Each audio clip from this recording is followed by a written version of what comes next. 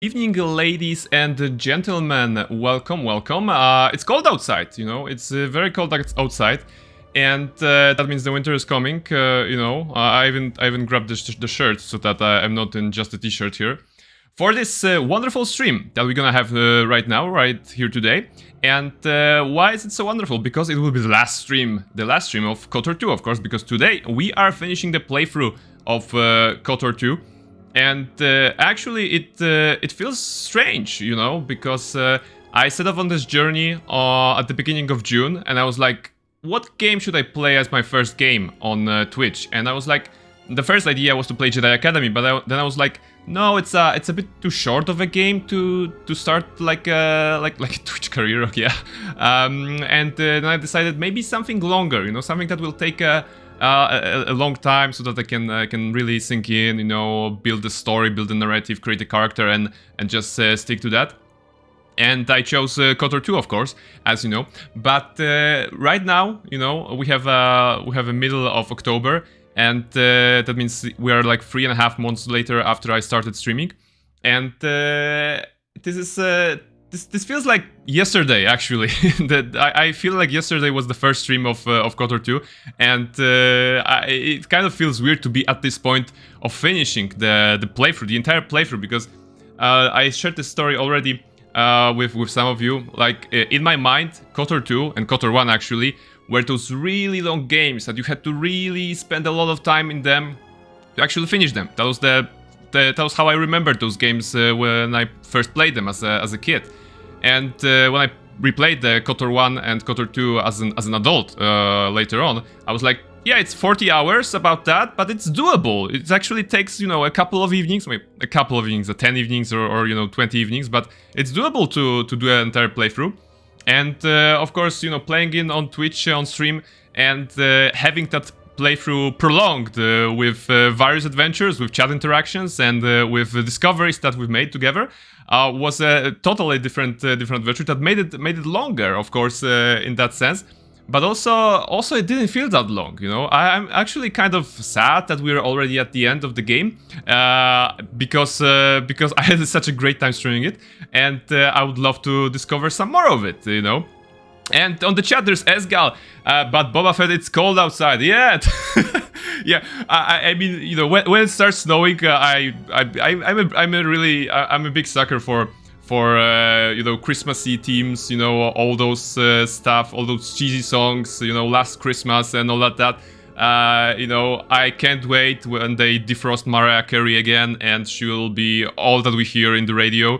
Because I really like that Christmas vibe, that winter vibe that is coming with that, and yeah, maybe maybe some Star Wars carols will be in order.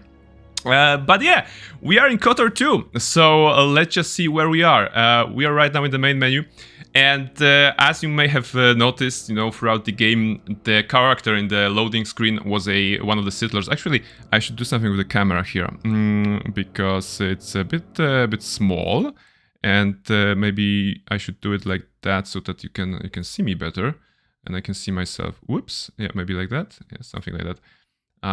It's not perfect. Oh, come on, why can't I do it properly? Okay, let's go. Yeah, this is when you change some options, and instead of apply, you click OK, and it doesn't save your options. Yeah, something like that. All right. So yeah, we are back in KotOR 2, and we have the character of Barnabas as the character in the loading screen, because as you progress through the game is serving you the Sith Lord's character that you encounter in the game. The first one you see is Darth Sion, and then there's Darth Nihilus, eventually Darth Treya. And if you're playing a dark side character, it's your character. So Barnabas is right here being evil and all of that. And tonight we're gonna finish this tale of Barnabas, who started as a really, straightforward guy on those first moments in Peragus. He was just trying to get by, trying to get some weapons, some armor, some clothes, and level up his space magic. And then, then there was gambling addiction for Pazak. There was a lot of bad deeds and crime syndicates on Nar Shaddaa. There was the siding with the mercenaries and not upstanding citizens of Dantooine, betraying the trust of everyone, basically. Handmaiden being angry at us, Darkseid being stronger with us, chilling at Korriban because it has such nice atmosphere. So yeah, this was a long journey, that we've taken.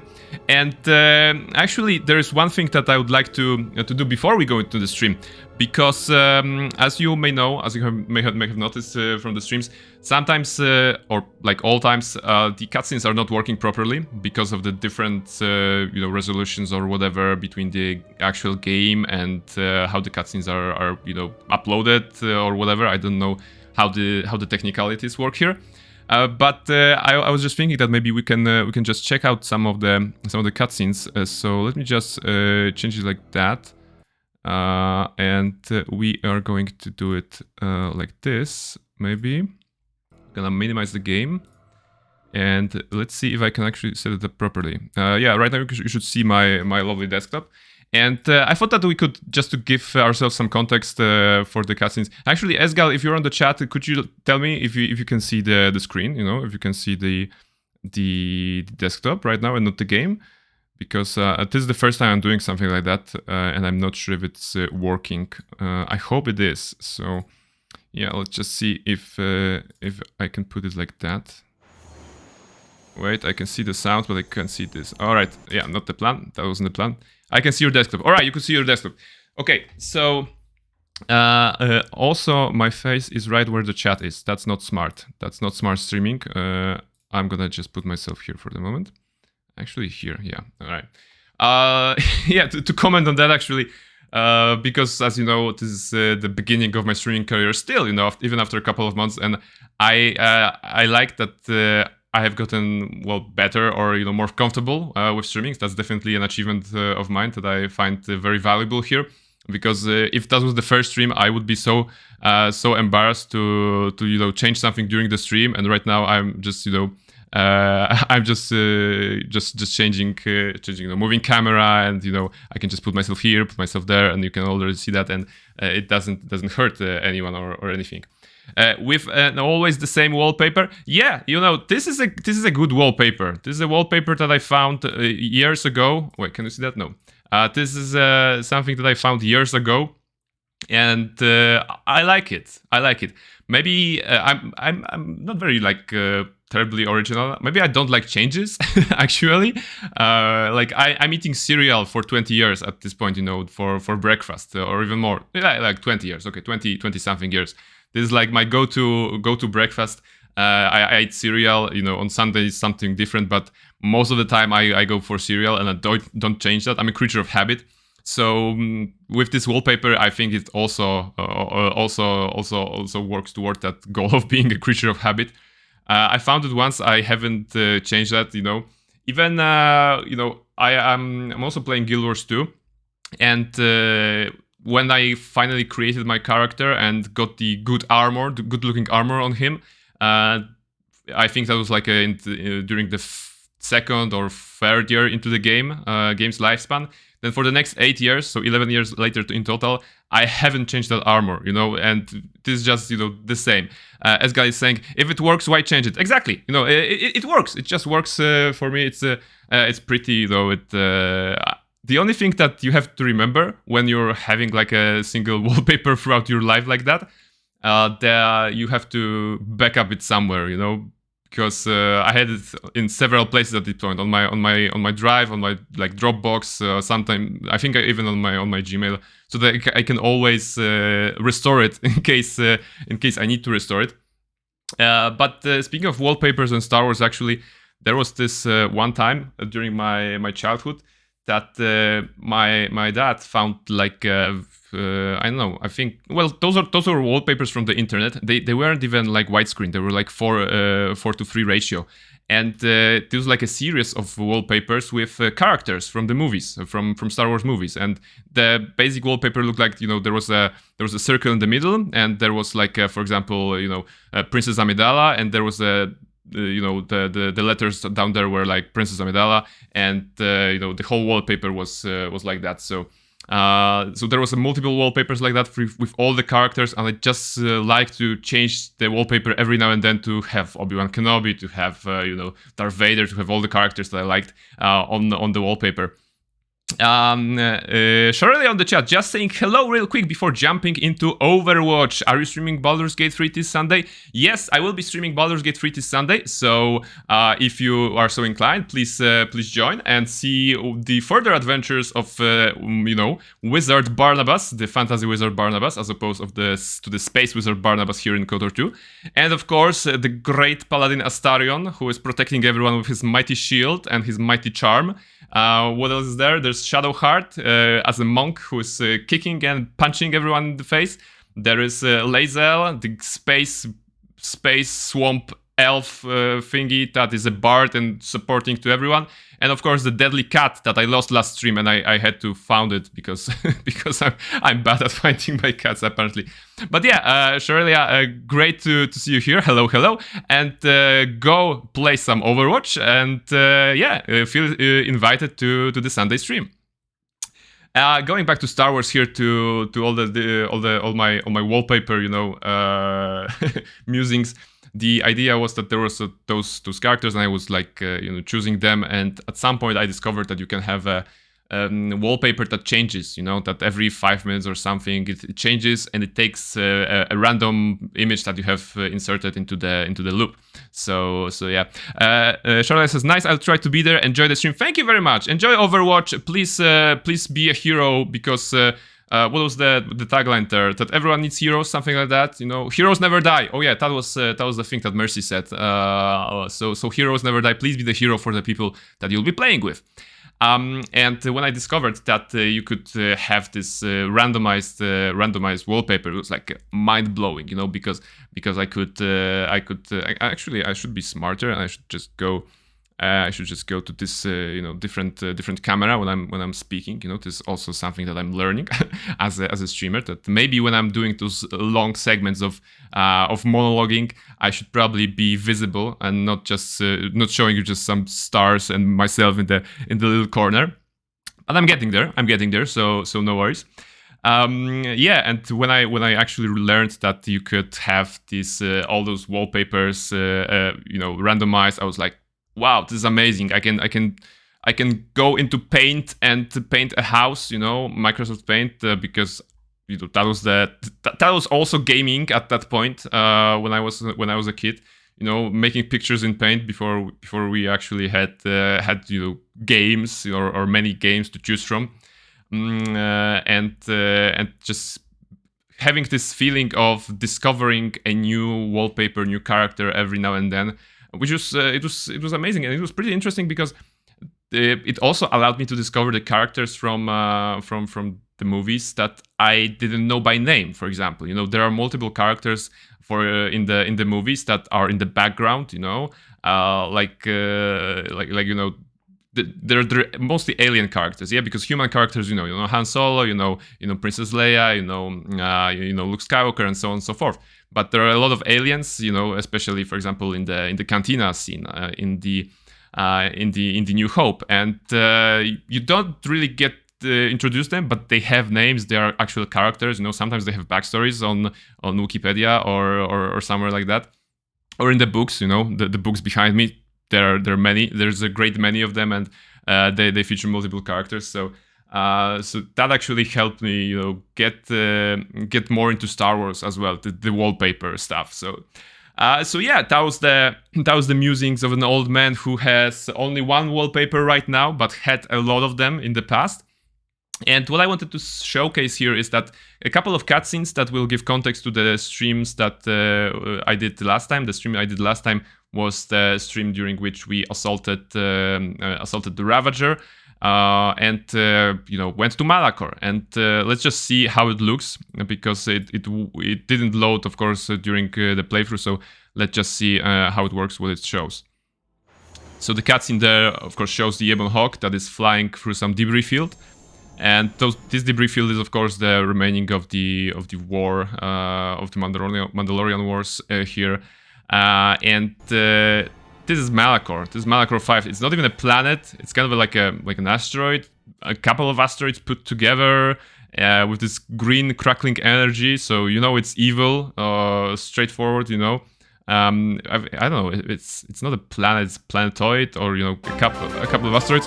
Whoa! There is a follower, a new unlocked from Arceon. Arceon, is that how you read it? Arsenion. Sorry, I just need to, you know, I need time to process letters. Or is it no? It's Arcneon. Maybe Arcneon. Am I saying this right? Let me know if I'm saying this right. Either way, thank you very much for following. I'm very grateful for that. My name is Brain. I play RPGs, and today I'm finishing Star Wars Knights of the Old Republic 2: The Sith Lords. And currently we're just watching some cutscenes. So that was the cutscene that we didn't see during the gameplay because the stream doesn't allow that. And yeah, that was the first one. And the second one is actually about Ebon Hawk, you know, flying and kind of crash landing. You know, the atmosphere on Malachor is not very hospitable, so Ebon Hawk was flying through those rocky spires, lightning, you know, as you can see, and there's you know, crash landing basically, and this is where the actual level started. You know, we could see Ebon Hawk lodged into those spires, those everythings, and then you know we started descending into the academy.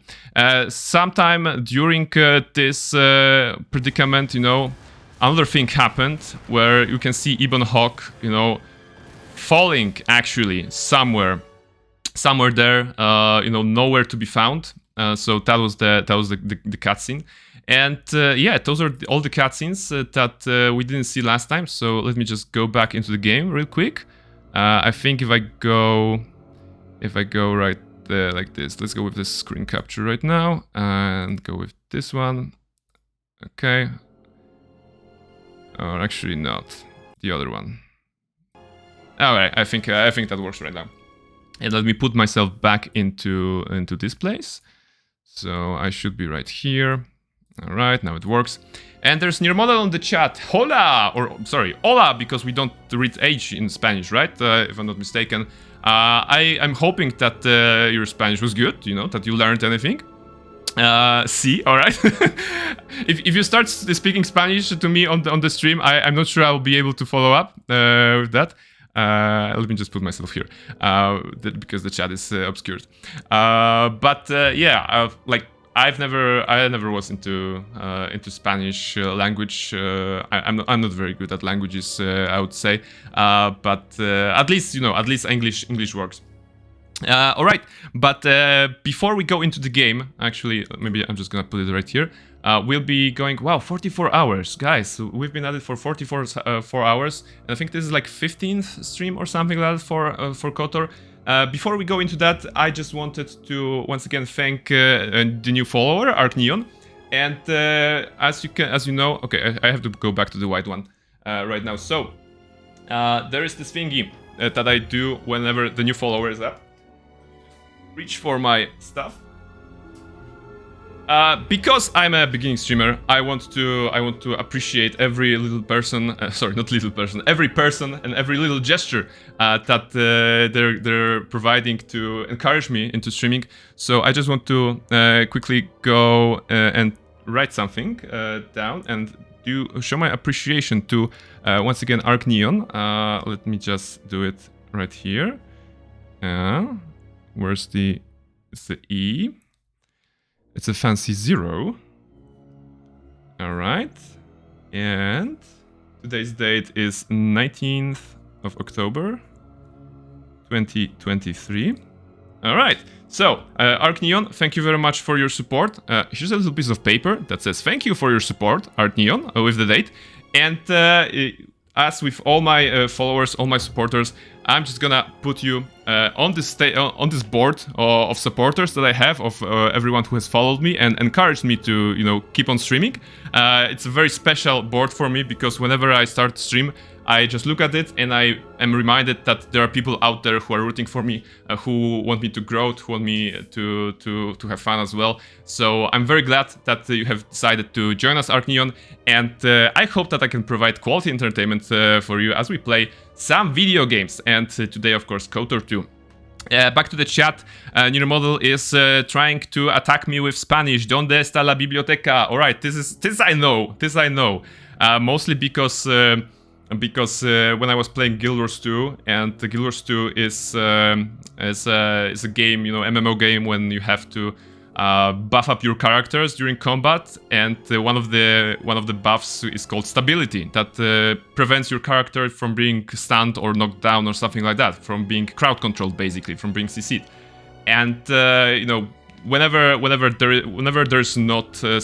isn't a stability provider in the group and we are getting knocked down and something like that, we would always say like "Donde está la estabilidad?" So that we can just, you know, point out that there is something missing in the squad composition and we actually need that to survive. So this one I know. Esgal is replying, "En la Academia de Jedi." I don't know. Probably there. You know, where's the biblioteca? Where's the library? Biblioteca. Where's the library in the Jedi Academy? Mostly like that. Did Barnabas get buff? Not really. Not really. I mean, when you look at him in the loading screen, maybe it's because of the armor. Although if you look at the arms, they are buffed. They look kind of buffed, maybe, but there is no changing of the model. There's just, you know, armor that may make him look a bit like. But yeah, okay, Hedy Academy. This would be the actual Spanish place, right? So yeah, Barnabas did not get buff. Barnabas, maybe he has gotten buff in the Ways of the Force or something like that. Okay, and now since we're back here, let me just go to this one, because that will put chat on the left and myself on the right, if I'm not mistaken. Yeah, probably. Alright, so we are, ladies and gentlemen, we are in the last couple of locations in the game. We are on the Malachor 5, and we are in the Trails Academy. So this is like this dark side place of the Force, you know, where dark side people are learning, apparently. And we are exploring. The final area of the game is called Treos Core. So right now we're in Treos Proving Grounds, Treos Academy. It's right next here. We still have something to explore. Meditation Chamber. This sounds nice. So we're just gonna go and explore everything and probably spam all our favorite dark side force powers so that we can deal with the enemies swiftly. At some point we're gonna go back to a workshop. There should be like a workbench, workbench somewhere, so that we can prepare Barnabas for this final confrontation with the final boss. We already know that this will be Darth Treya, who betrayed us, you know, the one who betrays. There must always be the one who betrays. Just see, have you been there? This is not connected. Okay, so we can go in here. No enemies. I'm surprised. Okay, just an empty chamber. How about here? Okay, there we have it. So we have some Sith assassins and Sith Lord and Sith assassins. So it looks like there's a couple of them. Let's go. What was the favorite one? It was Force Crash. All right, Force Crash for this one, for this one, for this one, and maybe the Lord also won't be able to resist it. Let's just see. All right, the first one got crushed. Second crushed. Last one crushed. And this one will take two. Alright. So overpowered. It's good. It's good to be powerful. It's good to roll high numbers and just see how they die. The only thing I'm regretting, you know, is that we haven't gotten full dark side, you know. We just, you know, a couple of bad deeds. We were too good in this playthrough, I think, because we haven't gotten fully dark. We missed some opportunities throughout the 28 levels that we have gotten, and all the adventures that we had. We missed a couple of dark side points to be truly evil, so that's a miss. But you know, today we are finishing the game, so it was a good journey nonetheless. Oh, look, that's Mandalore. That's our friend. Unless we're gonna betray him and get some dark side points. Is it possible? I don't know. I'm just making things up. For those of you watching me first time, I have never finished the game on the dark side, so I'm trying to discover. This prison door cannot be opened from here. It may be controlled by a nearby terminal. Okay, so as a good gamer, I'm just gonna click on every door to make sure that every of those doors is controlled by a nearby terminal. And of course, everyone is. But I'm still gonna click it. Esgal is saying, "Atención, Malacor es muy peligroso." Alright, that would be like, attention or careful, Malacor is very dangerous or something like that. I'm just guessing. I'm not sure what the last word will mean. But if it's dangerous, I'm gonna feel so smart. Or, you know, dangerous or something like that. Prison console. Alright, after clicking all of them, it's actually the prison console that opens them. Access command systems. Open cell doors or flood cells with poison gas. Okay, they're like... There's an option to go... I don't like this. I wanted to save... Actually, no. Actually, you know what? I'm gonna load the game, probably. But I want to see if killing the party members, which at this point means Mandalore, will give me enough dark side points to actually max out the dark side of the Force. Because as you have seen on the screen, it's a bit close, you know.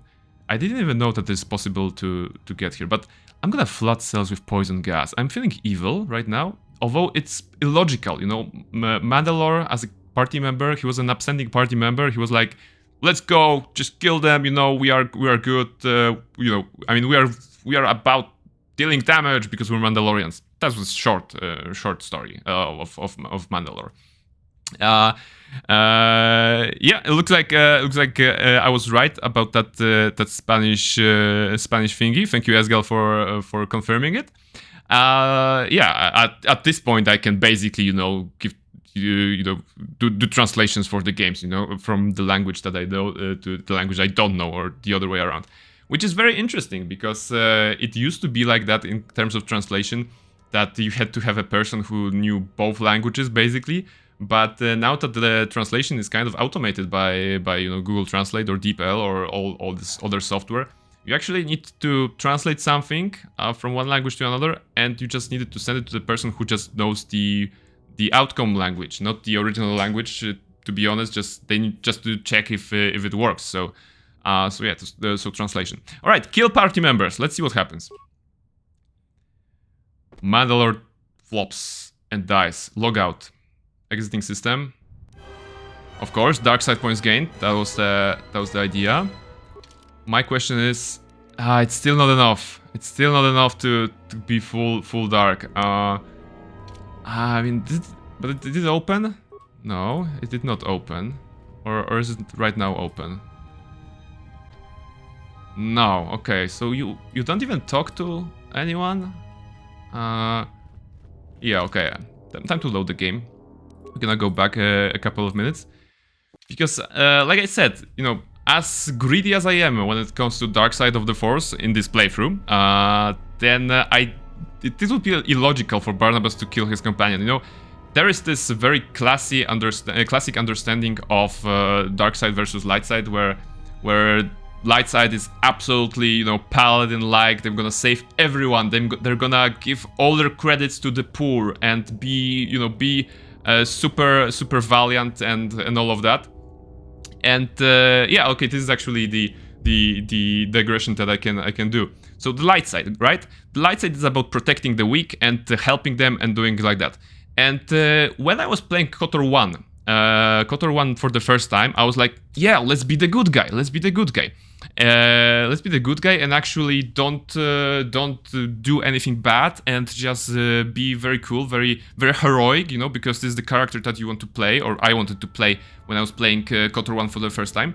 And there's this scene on Taris, on the first planet, that there is some like beggars or people who have gotten into some tough stuff. They're like, you know, can you help us, you know, traveler, something. And you can help them, you can just, I think it's about someone is trying to someone is trying to extort money from them, or or just just hooligans are assaulting them, you can chase off the hooligans, or just beat them up or something like that. And like there is to this dialogue, there's a follow-up option that is like, here, 100 credits. This should help you get back on your feet, and you can get light side points from that. And as a kid, it was like a perfectly valid transaction.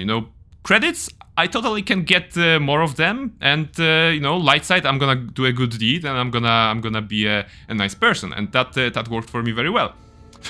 But the thing that I discovered when I was playing this game, like the KotOR 1, like 3 years ago or something like that, so as an adult, with adult problems and adult outlook on life, I was in the same moment, and they were like, please, traveler, can you help me? And after you've beaten them up, can you help me and give me some credits? And I was like, no, those are my credits. As an adult, my mindset have changed between being a kid and being an adult. Like I know the value of money right now, the importance of money, and it is illogical for me to just go into the planet, like first, and first encounter with the people is like you're giving away your money, because logically you should need some money to get by, to buy equipment, to maybe bribe an officer to just survive on this inhospitable conditions that is controlled by the Sith at that point.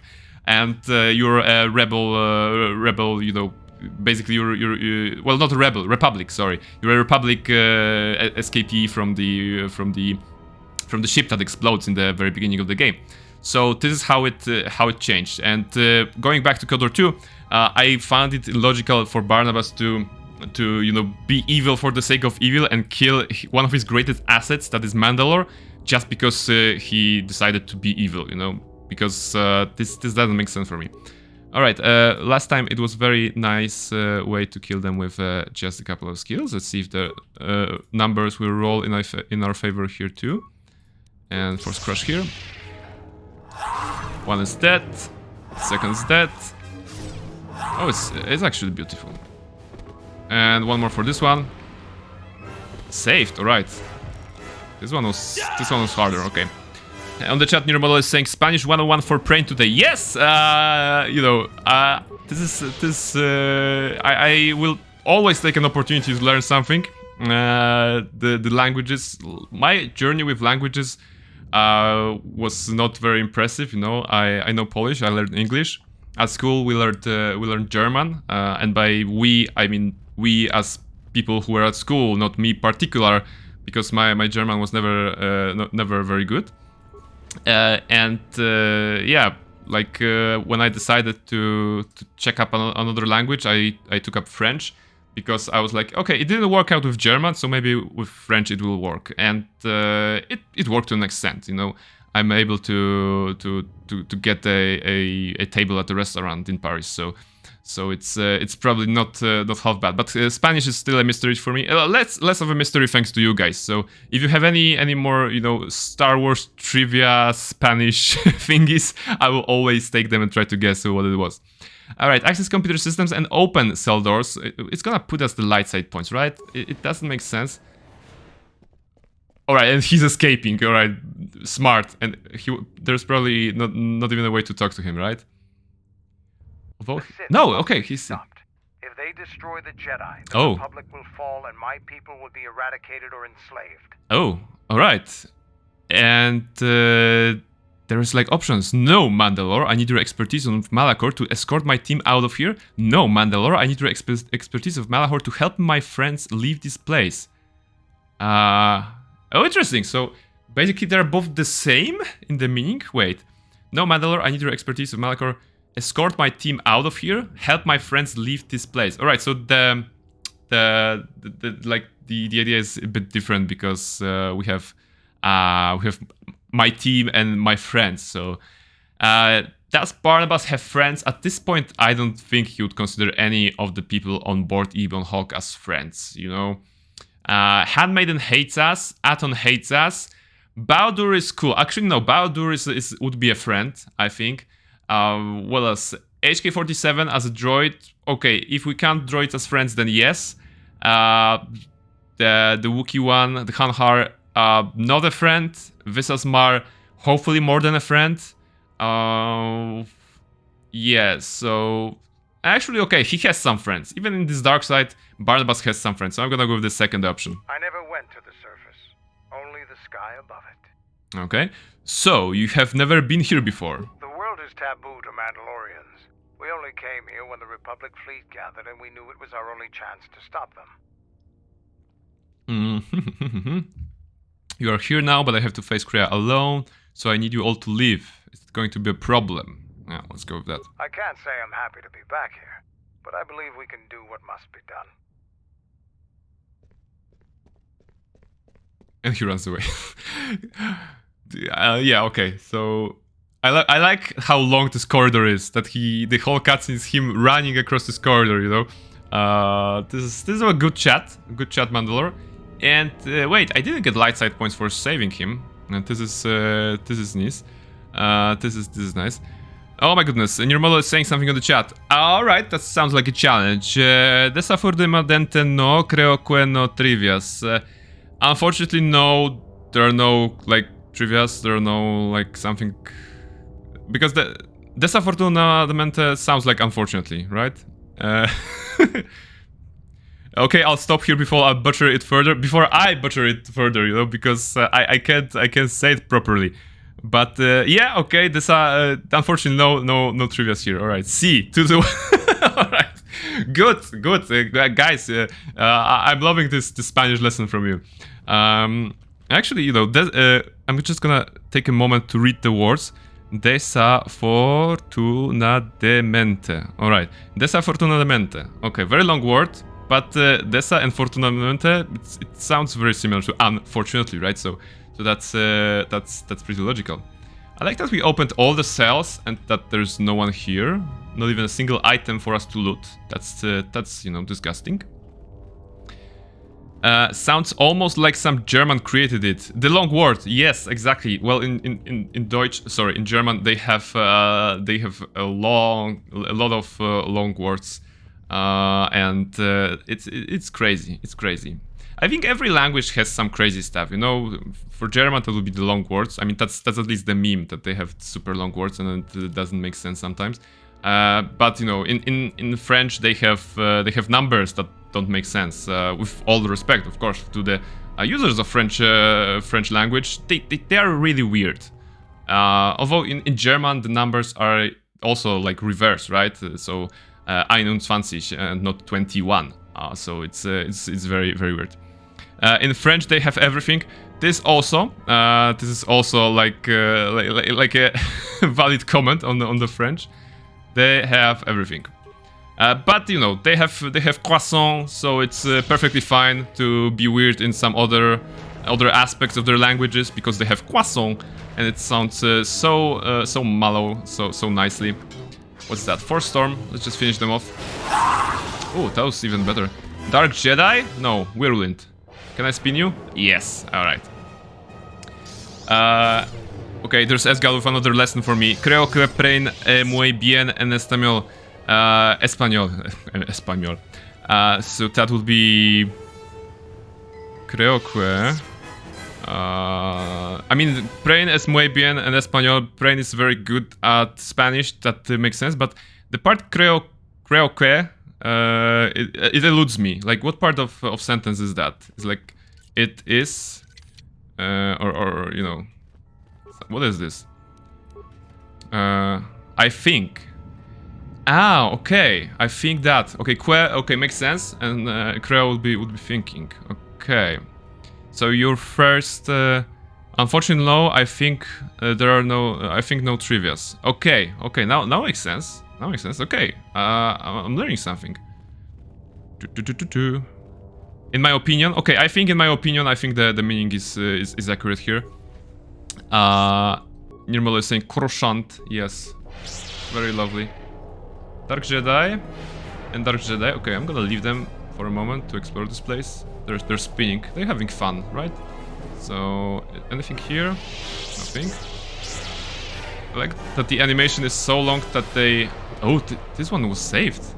No, come on, just spin, man. Nice.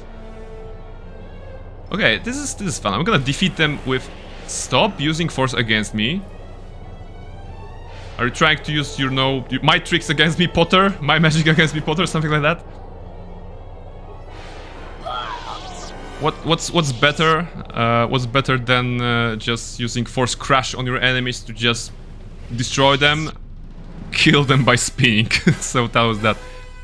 Why are they dancing? Your model is asking why are they dancing. Well, there are two options. First option, they have fun. They have decided to have fun because this place is dreary, grey, and very what was that? Millennial grey. That's apparently the color, the way of arranging space. The millennial grey, because millennials are putting everything in grey. So that's the first option. And the second option, which is maybe more believable, is because I activated Force Whirlwind, which is the upgrade of Force Push, and that causes the targets to have a DC saving throw. The saving throw, and if they don't pass the DC check, they will, be stuck in a whirlwind. Very nice.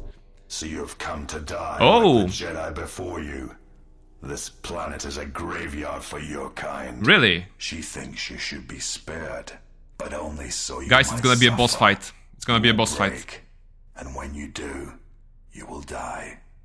Why she would bother with one such as you is something I will never understand. Well, because I'm handsome, is there an option because I'm handsome? No, there isn't. So, this is Darth Sion. Darth Sion is actually the first Darth, the evil guy that we find in the game. He actually tries to chase us, and on the Harbinger, on the ship, he arrives to the Peragos mining facility, and as we are escaping through the Harbinger to get to the Ebon Hawk, Kreia, heroically at that point, decides to stop him, and her hand is cut off at that point.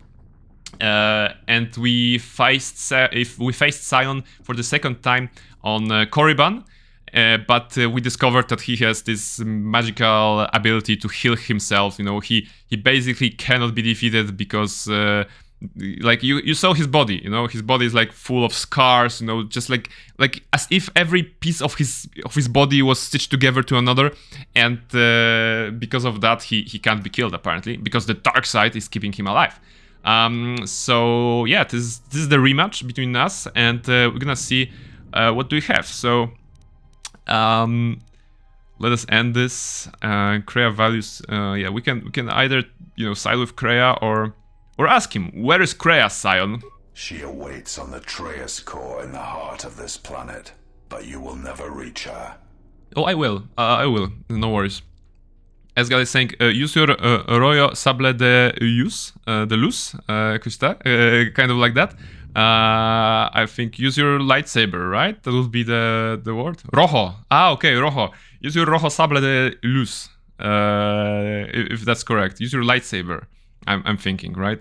Sable makes it easy. But no, wait. Rojo Sable de... Is it Luz or Use? I can't see it. But Sable de Luz, that's the lightsaber. And Rojo is the color? Is it red?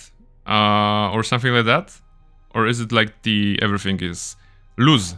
Okay, Sable de Luz. Sable de Luz is lightsaber, right? Luz is probably light, and Sable is sable, saber, something like that. But the Rojo is would be a color in that thing, or something else.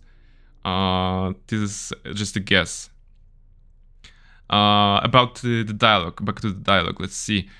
Basically, what is this place? It is ancient, a relic that Asgard is saying, CC, alright, so Rojo. It was always here, far before the Mandalorian Wars.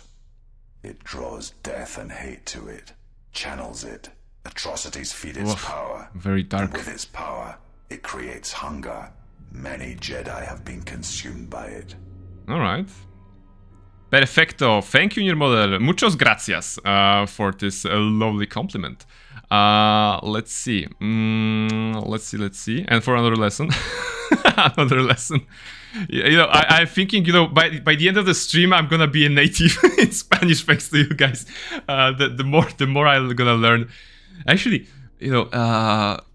just let me just quickly go through this dialogue, so that we can see something. Your master is using you. She hopes I will kill you here as a test of my strength. Yeah, let's go with this one. Then it shall be proof that you are not the one she seeks, and she shall accept my loyalty again. Persuade. Yeah, so the idea here is that we can fight him, but eventually we're gonna have to persuade him so that he kind of gives up. So let's just go with the second one. You betrayed her once and failed. She has no use for you. You are wrong. Success, and you were wrong. I've come farther than any of her apprentices since Revan. Even you. And I am stronger for it. Not really. Not really. Oh, there's a second option which is so dark side, but of course I don't think it works. Join me, Sion. Together we can defeat her. Yeah, that's and we can rule the galaxy as Barnabas and Sion. Let's go to. You seek to erode my will. You will not succeed. I will succeed. I put many points in persuasion. You have eroded Sion's will, reducing his will saves, constitution, and wisdom. All right, this is good. I am ready for you, exile. So we made the upcoming combat easier. The last of the Jedi fall before me. Only one may serve my master. All right, Darth Sion. So two things can happen here. First, save the game. That's smart. Second, is he good against certain things? I don't know. Let's just Whirlwind. Let's just test crush opposition. Let's go with Force Crush. And with Plague. Plague will always work. Alright, we can't Whirlwind him, or we failed. 53, okay, saved again. He's attacking with lightsaber. Oh, okay, he can withstand this one, so that was good. Let's go with the... Which one? Is the kill? Alright, yeah, maybe just more of this. Actually, we're gonna have to heal, like twice. And maybe just Force Crush again. Alright, that was beautiful. I zapped him with the purple one, and he zapped me with the orange one. Very... Battle of the century, ladies and gentlemen. 44. Alright. I'm gonna have to heal a bit. Actually have improved heal. Stop, you know, draining my life, Sion.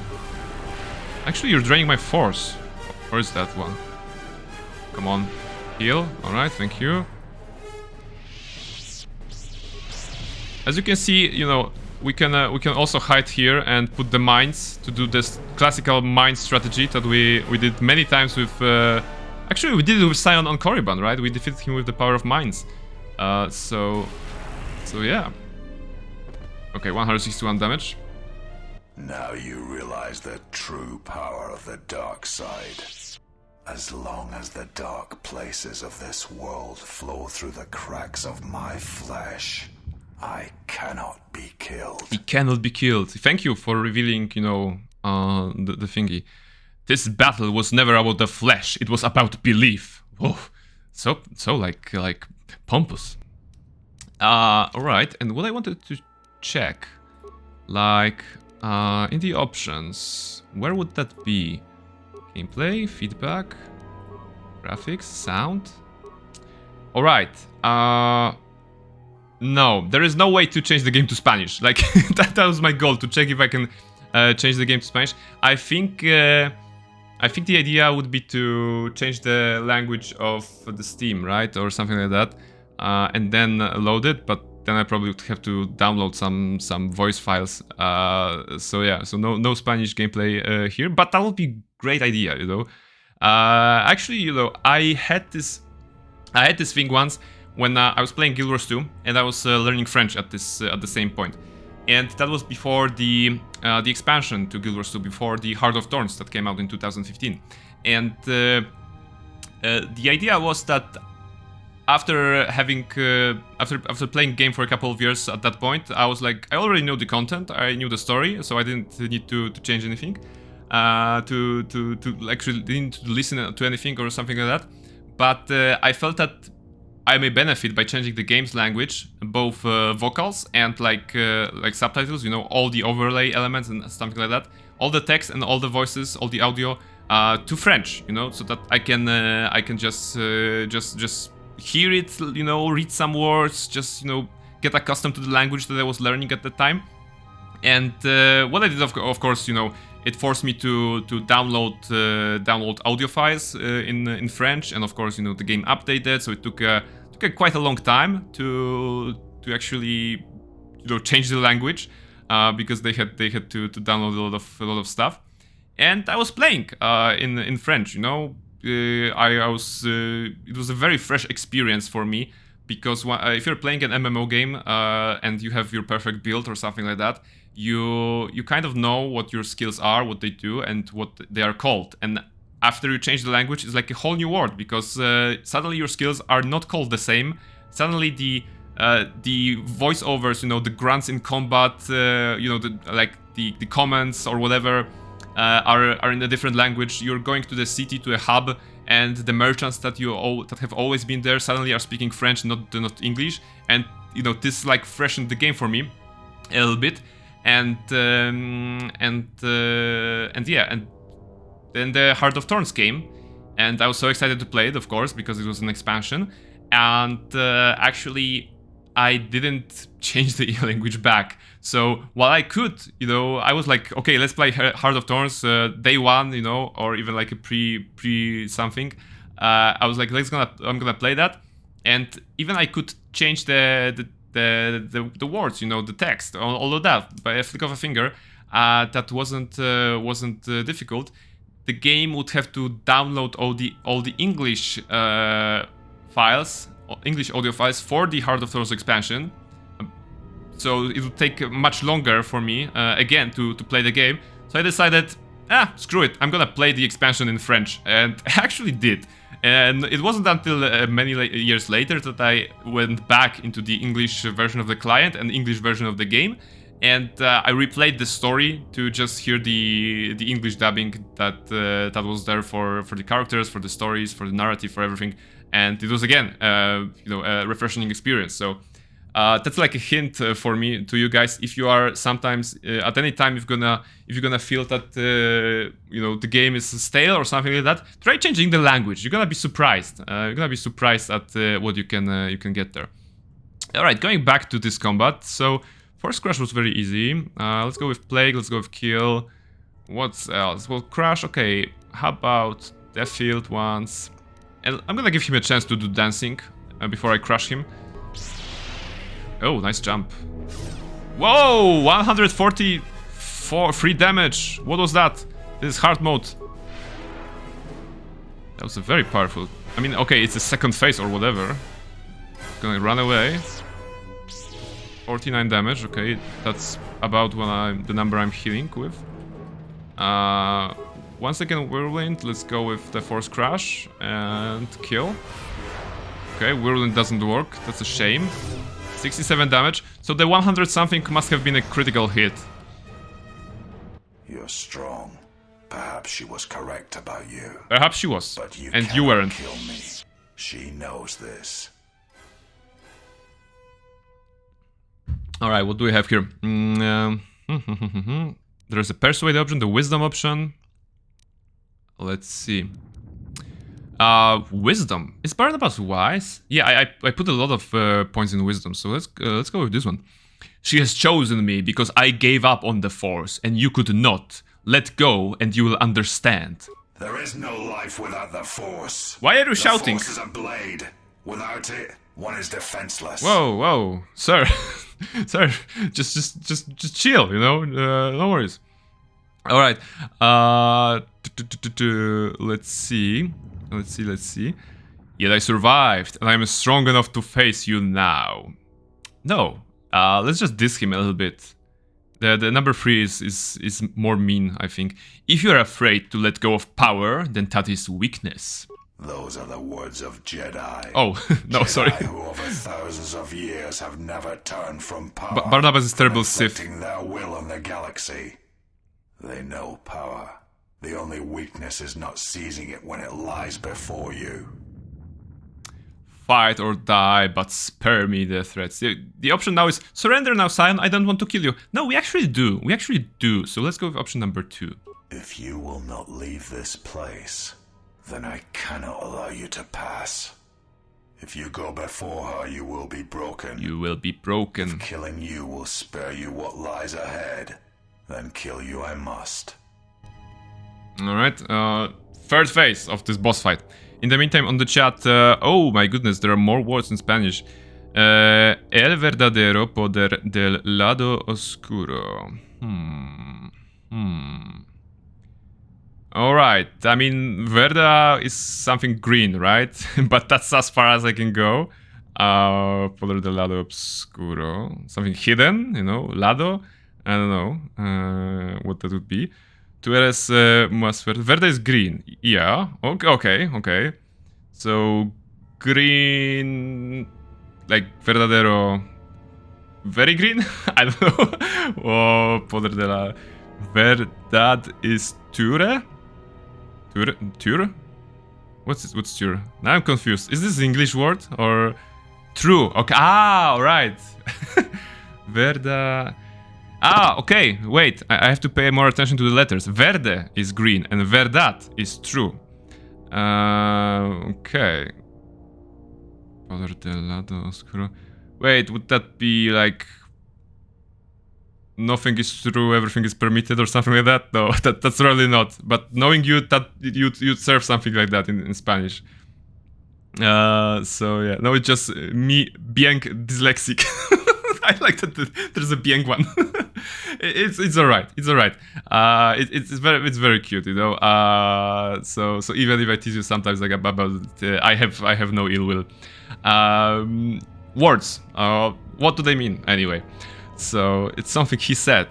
Oh, okay. So one of like tú eres más fuerte. You are weak, or I'm strong, or something like that. He's talking about strength, about force, about anything, and the actual solution to everything here is of course force crash.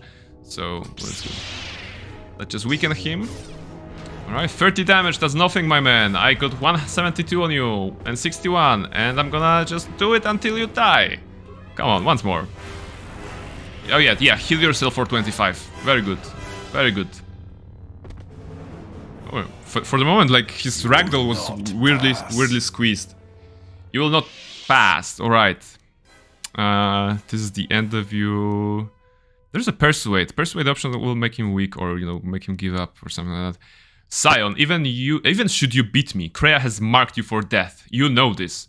That's not very convincing, Barnabas. Hey, even if you survive, you're still dead, so you might as well die here. Doesn't make sense, but let's go. There is truth in your words, but there is nothing left for me except my master. You have eroded Sion's will, reducing his will, saves, constitution, and wisdom. Alright, this is good. I fight because it is the power that the Force fills me with. To survive, to inflict the pain on others. Off. I can die 100 times, exile, and still I will rise again as strong as before. Alright, well, this is gonna be a long stream then. If you're gonna die 1,000 times, then I'm gonna just keep clicking force crash on you, because I regenerate force powers faster than anything in this game at this point. Secretly, he's Gandalf. Well, hopefully not this one. You know, I wouldn't want to be visited by a Gandalf. And Barnabas is also, like, not a very Gandalfy type. He's too short, you know? He's even shorter than Sion. That's not nice, you know? It's not cool to be a protagonist that is shorter than the evil guys. I mean, okay, it's classic. You know, Link is probably shorter than the guy from the Zelda games or whatever. So it makes sense. Okay, so how about we try this round with lightsaber only? Can I defeat him with lightsaber only? 50 to 17, 65. Ah, Barnabas is doing damage. 37, 49. Miss. Okay. We may need to heal. Okay, let's heal. Whoa. You got... What? What happened? I had so much HP. Like, he must have... Oh, what is wrong with being short? Well, if you're short, you're losing combat. I don't know. I don't know what happened. Do you guys know that during the last stream there was this moment while fighting Darth Nihilus that he hit me for like 200 something, and then he hit me for 7. So nothing like having a random number generator rule your combat. That means we're gonna have to go through some dialogues again, but let's just go quickly, you know. So lightsaber only round did not work for us, for Barnabas. He did a good job at the beginning, but then he just well, he just kind of lost basically to Sion. This battle was about this one. Now we are going to just quickly do that. I'm so grateful that we have this. Being a Sith Lord is really fun, I have to admit it. As far as the prestige classes go, that was a great choice, I think. You're strong, but We're strong. I gave up. Weakness. Fight or die. And just spam this.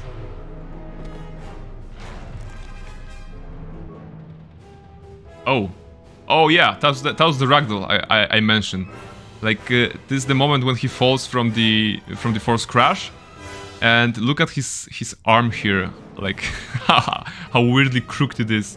Well, of course, lightsaber through his pants, through his legs, it's a different story. But you know, this looks good. Now they're shaking, and now he's being crushed like that. Yeah, so his hand is going like backwards, and this one is also going backwards. Very painful. I mean, it makes sense that it does 126 damage. pass. Yeah, okay, persuade. Erode at the wheel. And... oh, he missed? All those ones? 190. And bye-bye Sion, I think, at this point. I will not fall. I cannot die. Well, you are persistent, but yeah, surprise, surprise, you have fallen and you are dead. You must only admit it. Why? Why did she choose you? What makes you able to defeat me? I am higher level. I am level 26 and you are level 20. I'm guessing, I'm not sure. But I'm stronger than you, Sion, basically that's the gist of it, and that's why I'm winning. So if you... unless you're asking rhetorically, I think you may have been asking rhetorically. I'm not good at catching up on those, so forgive me, Sion. It is simple. As she did, I was forced to survive without the Force. That is what she respects, I guess.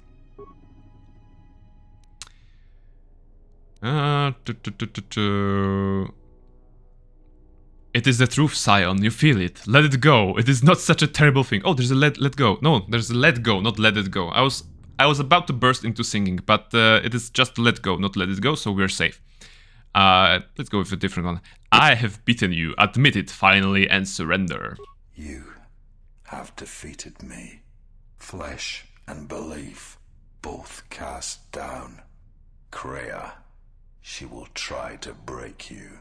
To teach you how far someone can fall. Her weakness is you. She has done all this, all of it, for you.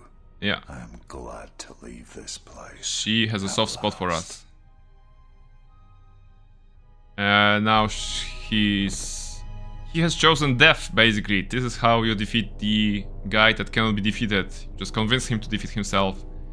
And you loot him to get the orange crystal and Dark Jedi Master Robe and a lightsaber. Very nice. So we have gotten something. I think this is the door to Treo's core.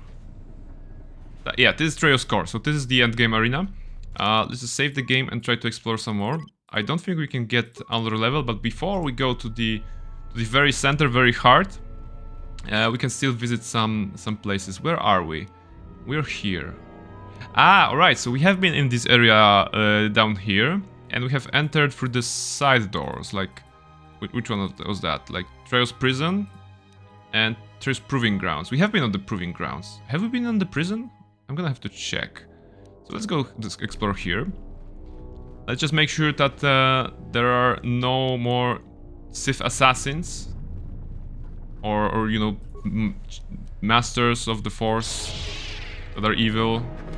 Sith Lords, yeah, that was the word I was looking for. Let's just click on those.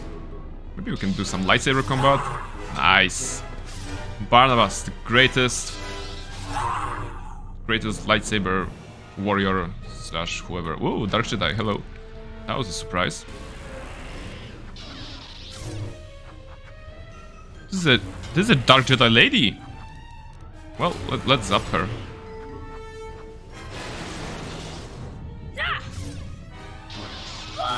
Click. And click. Very good. Now healing. Very good.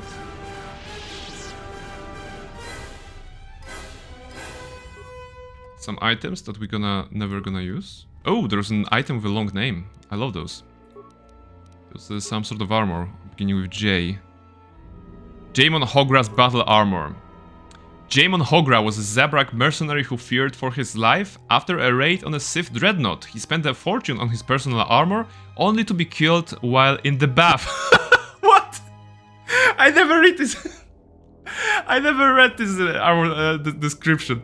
So he was a Zabrak. He was raiding a Sith dreadnought, and he was like, "Yeah, I'm a good mercenary," but he spent fortune to protect himself. Actually, defense bonus 11. That's very high. Immunity critical hits. You know, protecting you on every side, and still some dexterity in it. So you can get up to plus 13 with those. And he was killed while in a bath. So yeah, the only place where he had to take off his armor. So if you are fearing for your life, I guess don't remove your armor while taking a bath, you know, or something like that. I guess that's the lesson out of it. Very fun. Sometimes we don't read the item descriptions, right? I think I'm on the side of not reading item descriptions in general. You know, I always feel bad about it. Ooh, there's a whole area here. Nice. I always feel bad about not reading those, because I know that they have sometimes valuable lore, and you know, sometimes someone worked, you know, some writers worked on them to just make them unique, or make them sound interesting, or, you know, to make a little joke inside of them. So that was that's always like I feel bad as a gamer whenever I don't read those item descriptions. Some games are very important, like have items that are important. And their descriptions are important, like in Elden Ring, for example. A lot of lore, like actually like 90% of the lore, I would say, is in the item descriptions, right? Because you're not getting a lot about the lore, about the characters that you meet from those characters. You have to build the look of the world that surrounds you from those pieces of information that is often scattered across many items, or you know, many descriptions. So yeah, that's it. Not kill. I'm just gonna go with the tried and true. I feel so bad that I have to roll to that. Where is it? Yeah, crash. Can crash. Okay, Marauders are dangerous, as far as I remember. Yeah, okay, they are dangerous. At least at the last stream, some of them killed me. I think we can take this one. The good lights. Oh no, that's a lot of damage. I'm not gonna risk it. Yeah, okay, being safe. This is nice. What's with the XP? What's our... okay, we have 389 and we need 406. So 16,000 we need. Can we get 16,000? 16,000. Just grab the calculator.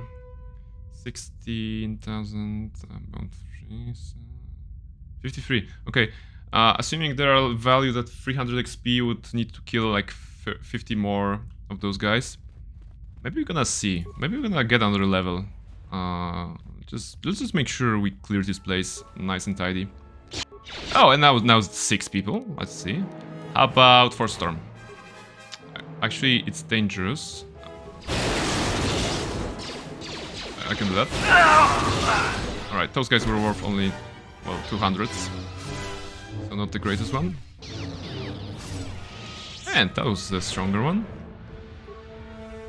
I'm not in need of an extra level, but you know, since we are already at the end game, this is basically the only thing we can do right now. We don't have any more lore to discover.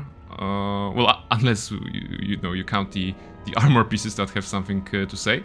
So we don't have basically a lot to do here. But we're gonna explore. I remember I want to explore this place for another reason actually, because when I was doing my neutral playthrough of this game last time, I went to Trey's core like super early because my character at that point wasn't strong enough to just basically one-shot all those enemies. So I decided I'd rather go to the final boss and face her and hopefully win and finish the game, instead of, you know, going into all those rooms and not being able to AoE slash, you know, force crush everyone. I think my level was also lower a bit, so... Ooh, Sith Lord. This is Apprentice. Apprentice should die by one shot? No, okay. Even they have a lot of HP. Don't jump, come on. Apprentice. Go away, Apprentice. 172.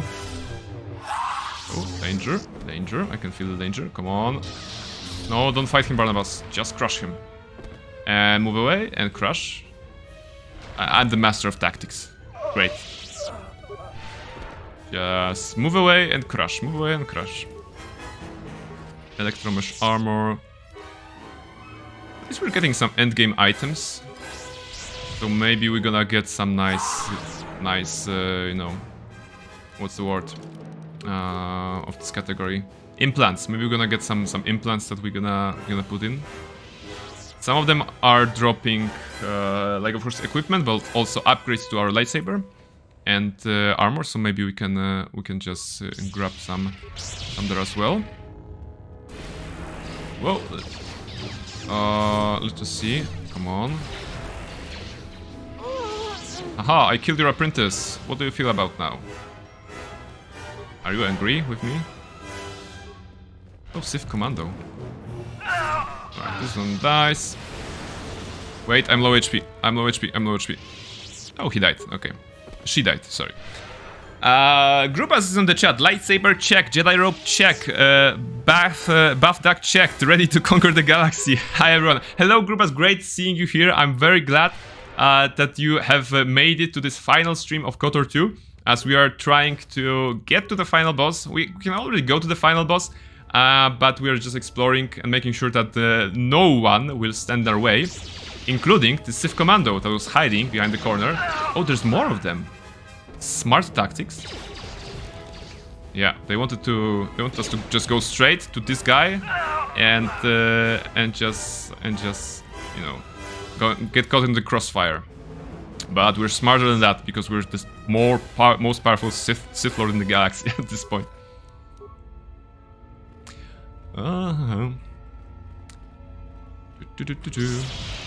And crush.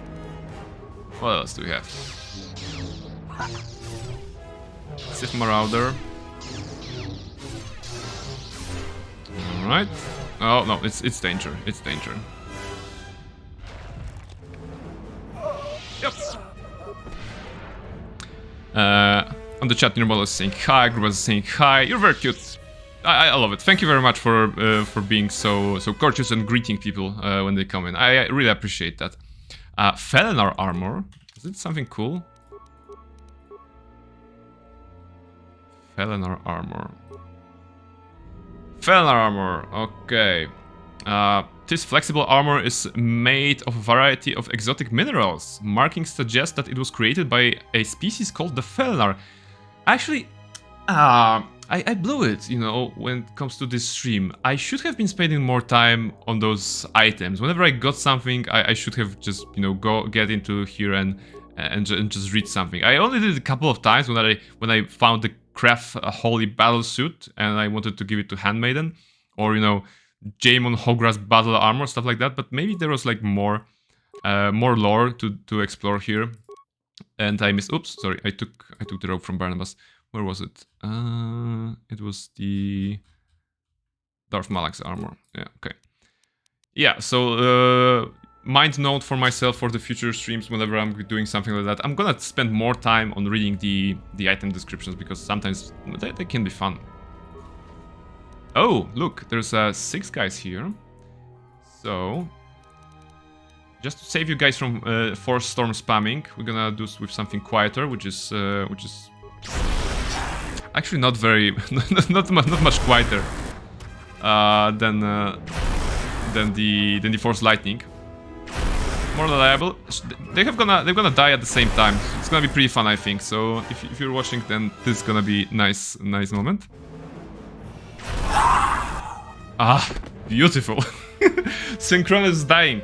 It's an Olympic discipline at the Galaxy Olympics of Dark Side thingies. And those guys have, you know, prepared very well for synchronous dying.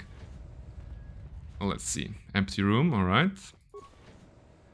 Room with enemies, and some of them are shooting. Just gonna run away and take them one by one. I don't want to fight with 3 of them and stormtroopers as well. Sorry, Sith troopers, Sith commandos. What? She has like 1 HP. That's disgusting. I'm just gonna smack her. And just get done with this one. Lightsaber combat. But it's not the lightsaber combat that will decide their fate. It's their master in the Force. As opposed to the duel between Count Dooku and Yoda. Count Dooku actually says, "It is not the master of the Force that will decide this duel. It's our master of the lightsaber," or something like that. And apparently, well, they could have, you know, stayed the lightsaber. But I guess in the movie they wanted to show Yoda being a lightsaber combatant. Which depends on how you look, it was either very cute or very like weird, because he was doing like all those spinning movements and stuff like that. Grupas is saying they had to practice this before, synchro dying. Yeah, I'm not sure how would you practice this before, the synchro dying.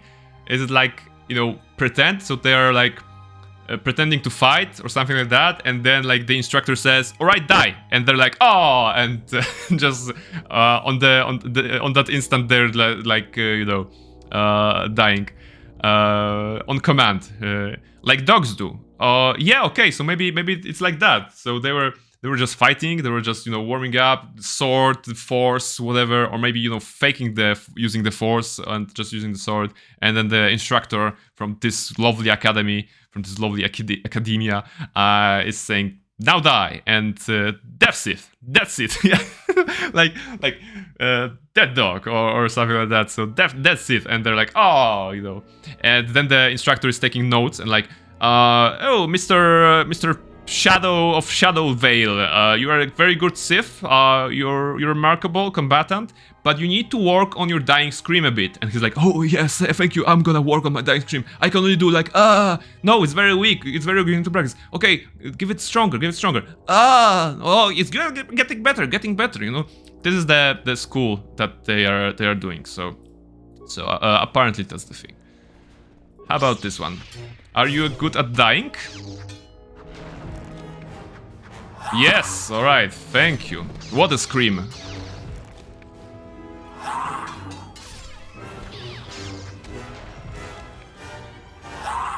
Very nice. All three have passed the exam, I would say. You know, they are very good. Look at they lie. Please note that in the game, in video games in general, when you have the ragdolls, the dead bodies, they're sometimes stacking upon each other. In the room before, when I was fighting the six guys at once, they were kind of stacked upon each other. But look at those ones. Just look at those ones and see how they are neatly they are arranged. You know, the hand here of this first guy is right next to the head of the second guy, and the same goes for this one. The hands are not, you know, touching, you know, going into the models. So it's very beautiful. I guess if you had more guys, you could create a perfect circle of those. And now I just realized that I'm talking about arranging dead bodies, and I'm not sure how I should feel about it. You know, I think this game and the dark side is getting into me, so I have to be careful. What's the Sith treats then? Blue milk, possibly. You know, blue milk, very good thing in the galaxy. Apparently, what's that? It's okay, it's a room. Who doesn't do it? Well, I usually don't, you know. I'm the person that don't, when I'm looking at people, I don't try to arrange them dead in my mind. I'm not sure if this is what you do. If you do, that's perfectly fine. I hope I'm not one of those people, at least. But, you know... Lab station. We don't need lab station. Although we may need lab station. Do we need lab station? Wait a second.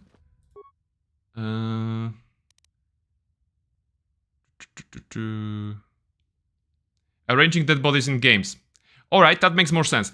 Arranging dead bodies in games. Okay, well, the only game I can think of is Thief, of course. Thief Deadly Shadows, that was the first game I played in which you could interact with the bodies and, you know, move them around. And, of course, it's a popular strategy to put them, stack them in one tiny room so that they can be knocked out there. Not dead, but knocked out there. And, yeah, and then just imagine the stories they will say when they wake up, you know, just, you know, 15 guys, like every guard from a mansion, and they're like waking up. It's like, oh, what happened last night? And they're like all lying in the same room on the floor and in their clothes. So it's like, what kind of party was that, man? So yeah. AC. Wait, you can move bodies in AC. You can, right? I'm not sure, because it's been a while since I played. Okay, all right.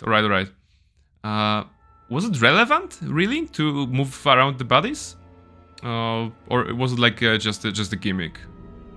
Because you didn't need to hide the bodies usually, right? You could like throw them into a haystack, right, to hide them, I think, but. In some cases. Okay, maybe some missions, probably, yeah? That'll be it. Gruber is saying, sounds like a challenge for gamers. Arranging the bodies in games.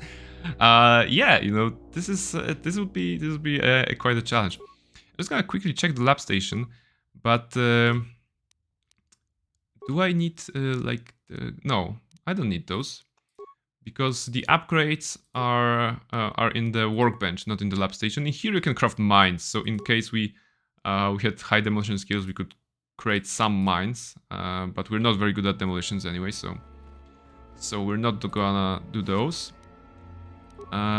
We need to go back to the, what's this? Trials Academy, that's good. Neural is saying, if you wanted to be stealthy in some games, you needed to hide bodies so the walking guards don't spot them. Alright, that makes sense. Some of the missions and some of the games may have required that. So yeah, thank you for supplementing this. I really need to play some AC. You know, one of those games. AC Origins, that's on my list. I promise I'm gonna play it someday. Because either that or just replaying Ezio's trilogy. Such a good games. Alright. Oh, she was a lady. Oh, those marauders are... Okay, so Sith assassins are men, judging by their physique, and Sith marauders are ladies, actually. Are ladies prone to marauding? Question. Better not to get the answer. Or is that a lady too? This is a Sith marauder, but is that the same model? I'm not sure. It looks like the same model. What's that weird setup on these rooms? Like, we have entered here and we're like going through the labyrinth at this point. Very long layout. Sith Commando, Force Crash and Force Crash. Shouldn't be a problem. Of course it's not. So now we're some kind of like holding cells or like storage rooms.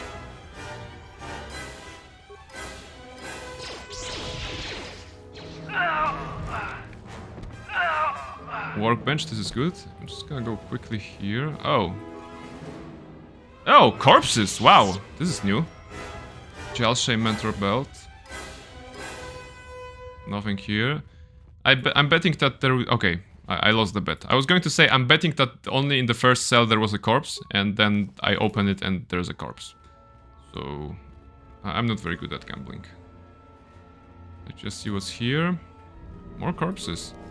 So they put corpses here, but they didn't put... Ooh, cages.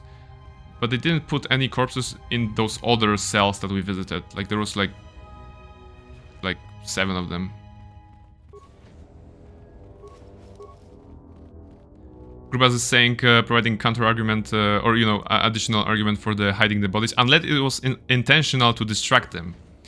I think distracting the guards in Assassin's Creed games by throwing a body off the roof into the middle of the street was a very good distraction.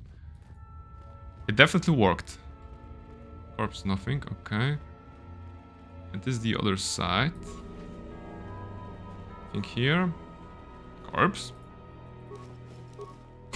Alright, this corpse had a life support pack, so the life support pack did not really help him, right? Let's see what's in there. More corpses. Life support pack again. Okay. Okay. Oh, cutscene in the last one. That's interesting. And a corpse. And for some reason, there's a melody. There's a melody of, like, Star Wars melody. The corpse holds a powerful lightsaber crystal made from the emanations of the dying Jedi? What? What's that? Crystal Hurricane. Okay. We're gonna have to check it out. If it's something good. Like, sounds strong, If this is a crystal made from the emanations of the dying Jedi, I have to check it right now. Alright, what does it do? Upgrade items. Lightsaber. Smoke screen. Crystal Chikshoni. So that's the one that does this damage. The Barnabas crystal is, of course, here to stay, but Hurricane. Yeah, the blue one. Oh, okay, it does plus 1d8 unstoppable damage. The very rare Hurricane crystals is best known for its unparalleled beauty. When used in a lightsaber, the dark gemstones create a devastating beam that can partially penetrate any defenses. All right, so even if we're gonna something is gonna be absorbed, this won't be absorbed, and this basically increases the damage of the weapon, which is nice. But I think this is the time for us to just check the equipment, because we have discovered everything here, and if we go back here, we're gonna be ready for the final boss. So I'm gonna spend some time on checking the items here. All right. When it comes to workbench, we can create some lightsaber upgrades. At this point, okay, treat injury, awareness. There are only a couple that we can't, but we have like high computer use, ultimate diatium energy cell, which is 5 energy bonus. This is very good. Just let's see what do we have here. Oh, this is interesting, but it's DC 18. Okay, on this level it won't work on the boss, so I wouldn't say it's very useful. This is defense bonus plus 2 and upgrade damage energy. Okay, but what's the current setup? What do we have here? Lightsaber. Improved vibration lens, so that's not the biggest one we can get. We don't have improved fencing emitter and improved datum energy cells. Okay, so those are improved ones, but I guess we can get something better if we go to creating items. Yeah, so improved is like tier 3 and ultimate is tier 5. So let's see. This damage bonus 2 energy, damage bonus 5 energy. This is good. This is deflection. Deflection is not needed at this point. Disrupting. Yeah, stunning. It's fun, but DC 10, everyone will pass that. So not you. DC 14 even. Everyone will pass that. So it's not useful. Repair 17, repair 25, repair 29. Fencing emitter. I think I like the fencing emitter. So we're gonna grab this one because it's defense bonus 2. It can help. Yeah, it can help with the final boss, and extra damage bonus. And the Dragite lens, Adigan lens. Awareness 17 to have 112 energy bonus. Okay, cool. But maybe something else. Defense bonus. Attack modifier -1. I mean, it's okay. Alright, but we need to get more components. We have 209 components and we only have... we need 300 and we only have 200. So we need to break down some items. And by breaking down items... Oh, it's gonna be easy. We're gonna just break down those 3 Gantt dischargers.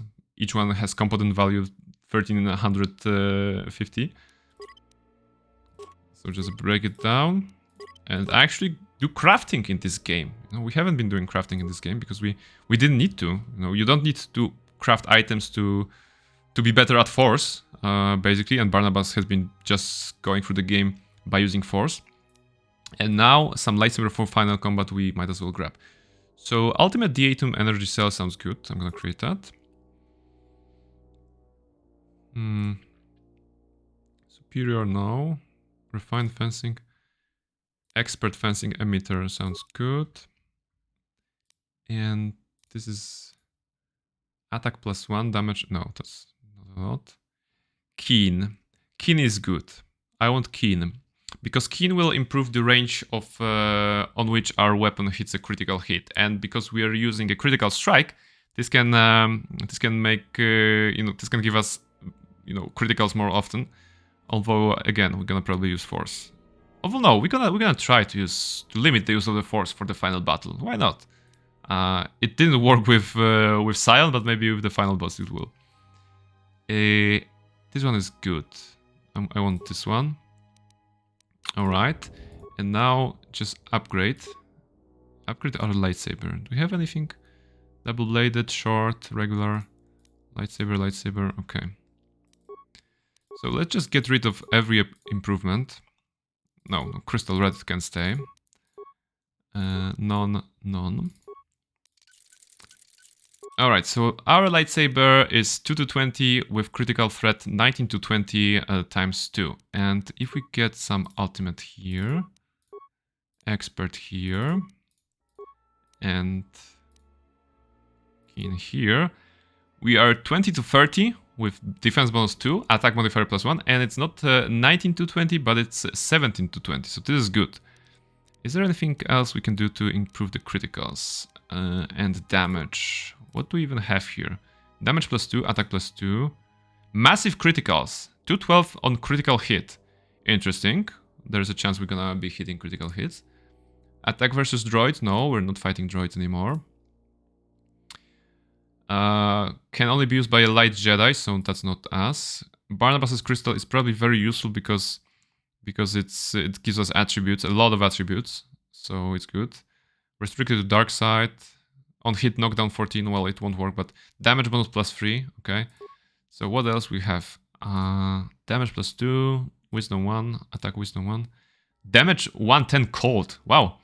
Crystal Pontite. Pontite is one of the rarest forms of Edegan crystal. It radiates a powerful aura that cools both skin and tempers. So it's a magical crystal, you know. And it deals cold damage, elemental damage, wow.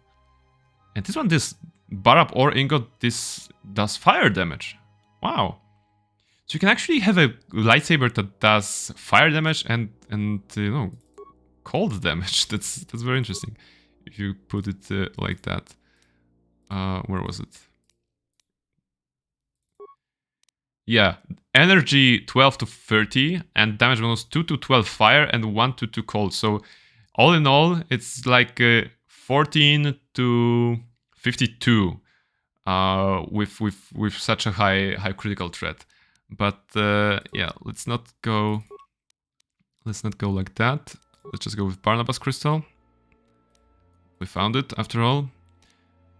Although I made a mistake and I didn't talk to Kreia before we boarded the Ravager so that she can like attune the crystal better to what Barnabas had at that point. Because this crystal, as you may have noticed or know, is only usable by our character because it's kind of attuned to your main character, and it can be changed during the game depending on how far you are on the alignment scale. So if you are very good, this crystal will be very bright and will give you different bonuses. If you are very dark, this crystal will be like very dim, very black-like, and will give you different bonuses. And the way it works is that once you have changed your alignment like by a large factor, We can talk to Kreia with this crystal in your inventory, and then she will take it away and give you the crystal. Like, she says that she's attuning this crystal anew to you or something like that. She's technically changing the item that you have to the one that that is more up to date to when it comes to your alignment. All right, do I want to the 6 fire, or is there anything? Oh, this one is nice. Wisdom +3, Constitution +3, Regeneration +3. Perhaps the most powerful crystal that can be used in a lightsaber. The KotOR gem bestows insight and fortitude. Fortitude? There's a typo here. It should be D. Fortitude, right? Not fortitude. Upon its owner. So let's go. Maybe this one. Actually, I like +3 wisdom. I just want to see how far with wisdom I can go. And the color, of course, I guess we're gonna go with red, right? Unless you guys have any other wishes for the final battle color. We have red, yellow, green, violet, orange, silver, cyan, and viridian. Of course, classical Sith lords have to wear red. You know, have to have a red lightsaber. But if you're interested in another color, I'll be more than happy to change it for you guys. So once again, red, yellow, green, violet, orange, silver, cyan, or viridian. If you have any wishes, then we can change that. In the meantime, assemble. Okay, we have this assembled, and I think it's gonna be very strong. Whoa, you know that the item is strong if it has a long description, right? So it's no longer like, compared to a regular lightsaber that is that long. Our lightsaber is this long. You have to scroll because you're getting charisma, dexterity, strength, constitution, wisdom. Wow, actually everything but intelligence. We are buffing every attribute aside from intelligence. Attack modifier, yeah. Regeneration, this is very good. It's very nice. Okay. So, that will be the lightsaber for us. And then we have to decide on the armor that we're gonna take into the battle. And what options do we have? I'm gonna close it. Barnabas, what are your attributes right now? 27 wisdom. Okay. Okay, I wonder if we can get to 40. Also, we are at 4,000 XP, 400,000 XP, and we need 6,000 more, but there's no more XP in this area, I think so. So we're not gonna go level 29th, we're gonna go 28th as the final battle, which is nice, which is very nice. What kind of armors can we get? I mean, we should get an armor instead of a robe, I think. Some of them are upgradable. Barando Sage Robe, Wisdom +4. Okay. This one gives Charisma, intelligence, but Defense Bonus 1. What's the Defense Bonus? This is Defense Bonus 7. And Regeneration 2. Combined with the Lightsaber, that's Regeneration 5, right? Strength +1. Well, Darth Malak is probably the best choice here, right? Silvar's Robe, Light Sight. Nomi's Robe. Nomi Sunrider, maybe? No. Okay, doesn't say. Mandalorian, no. Those are armors. Do we have something that does not... yeah, okay. Does not restrict the use of force powers. But this is Jal Shame Advisor armor, and you can't do anything here. Persuade, dexterity. No, it's just 3 + 4. No. What's the dexterity that we have? 24. And 24 is what? +7? +7. Okay, so 7. Without the armor, we have 33. And with this armor, because we may be losing on some AC, some defense if we're wearing the armor, because we have such a high dexterity.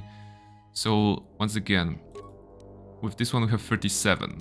And without we have 33. So if we can get 4 from anything, we're basically better when it comes to that. Defense bonus 1. Okay, defense bonus 3. But that's just defense bonus 3. This is almost the same, but it gives wisdom +4. This is nice. How about we try Alema Kito's robe? How does it look? Fashion is important. Oh, it's rather gray. I was hoping to be something darker, but Okay. Stats, 36, so that's one less than we had in Dark Malak's armor. Lesser strength. 31 wisdom, wow, plus 10, so we're breaking that point pretty nicely. Intelligence is not something we're buffing, apparently. Okay, how about we stay with this one for now? What was the added value of the Darth Malak's armor? So, regeneration 2, strength plus 1. Yeah, okay, so this is the added value of this one, but strength plus 2, so it's better. Wisdom, okay. So no, this one is definitely better. Alemakito's robe is better in our case. Ludo Crash's armband, defense plus 1. Yeah, it's gonna stay. Barnabas armband is gonna stay. Bindo's band, damage immunity 10, light side 10, dark side. This is good. Charisma plus 3. Unless we have something that gives, you know, more into attributes. Immunity critical hits, but that's armor, so we can't take that. Dexterity stealth, attack not. Force mask, not. Attack modifier, no, we don't need that. Force focusing visor? Charisma plus 1, wisdom plus 4. Oh. But we're gonna look terrible, right? Alright. It's not the best, but it's not the worst either. It's not like a full VR headset. It's this. Grubas is asking on the chat, let me ask, what about gambling? When was the last time Barnabas played Pazak? The last time Barnabas played Pazak was when he visited Dantooine again, which was 2 or 3 streams ago. We went on Dantooine, and the moment I landed there, I approached the merchant that is in the spaceport, in the landing zone area, and I decided to play Pazak with him. And that wasn't even for the credits, I think. It was just a regular game to enjoy ourselves at a card game and not go downhill into the den of gambling and, you know, misery that comes with gambling. Even though that we were winning a lot of time, but yeah, that was like the final moment of the arc, of the Pazak arc for Barnabas, of the gambling arc. Because right after that we actually went into the end game, and I wasn't able to visit any more planets. So yeah, that was the last time Barnabas was playing Pazak. However, you know what? You just gave me a good idea. Because with this stream, we're gonna be finishing the game really soon. And we're gonna go back to another save when Pazak was still available to us, and we're gonna play some Pazak. We're gonna play so much Pazak so that we can have it. I think we're gonna go to Nar Shaddaa and try to because there's actually content that we did not during the stream because I forgot about the area and then I wanted to leave Nar Shaddaa. So we're gonna play some Pazak during this stream. We just need to, you know, finish the game and do the galaxy. Barnabas is like already bored of being here and you know, waiting for the final battle. He also wants to play Pazak, so thank you for reminding me of that, Grubas. We're gonna play some. Yeah, let's spend it all. Yeah, definitely. You know, we're gonna go back in time, and knowing that we don't need any money, we're just gonna go all in. You know, put it all on black. You know, and roll the dice, and then the roulette will say like 1, and we're like no. Okay, let's just see. Upgrade items. Can we upgrade this one? We can with Bio Restorative Underlay Mark 5, which gives Constitution plus 3 and Regeneration plus 3. This is good because it will increase our health points. So this is very fun. And overlay. Why can't you apply overlay to those? Maybe we don't have overlay, but can we craft them though? Armor? No. Where was it? Create or break down items. Yeah, okay, here. So upgrade items, armor. But is there something for robes? Medium or heavy armor? Medium or heavy armor? Armor and robes, okay. Armor. So wait, only this one? allowing us to do so? Armor. Oh, so we can't even. Okay, so maybe like ropes have one slot basically to upgrade. They can't use the other ones. Yeah, there's nothing here. Okay, so that's the best we can do. Lightsaber we did. Other. Yeah, nothing here. Melee doesn't want. Okay, nothing here. All right, so I guess we're ready. Let's just take a look at our stats. 15 strength, 24 dexterity, constitution 22, intelligence 12, wisdom 35, charisma 18. And this actually the improvement to constitution put us at level 417 vitality and 727 force points. However, did I actually did everything? Because I did this one. I did. No, I still can do this, right? Okay, I can improve our character further. Constitution, dexterity, strength. This sounds good. Physical boost package. Oh, we don't have enough constitution for the best ones that increases charisma, intelligence, and wisdom. It's not like we need any more of that, but you know, it would be nice to see the larger numbers. And the interesting fact about the game is that in this game, it's the constitution that decides whether or not you can use those particular implants. In the first game, it was like the feat that you have to take. The scout class had its feat as the regular progression. Other classes have to choose that feat during the level ups every 3rd, 6th, or 9th level. And in here it's just constitution. But Barnabas was never very tough, so he can't use all the cool stuff. But we're gonna get with the best thing that we can. So I think this one. And yeah, Jalshay meditation gloves. It's dexterity and wisdom, so it's very good.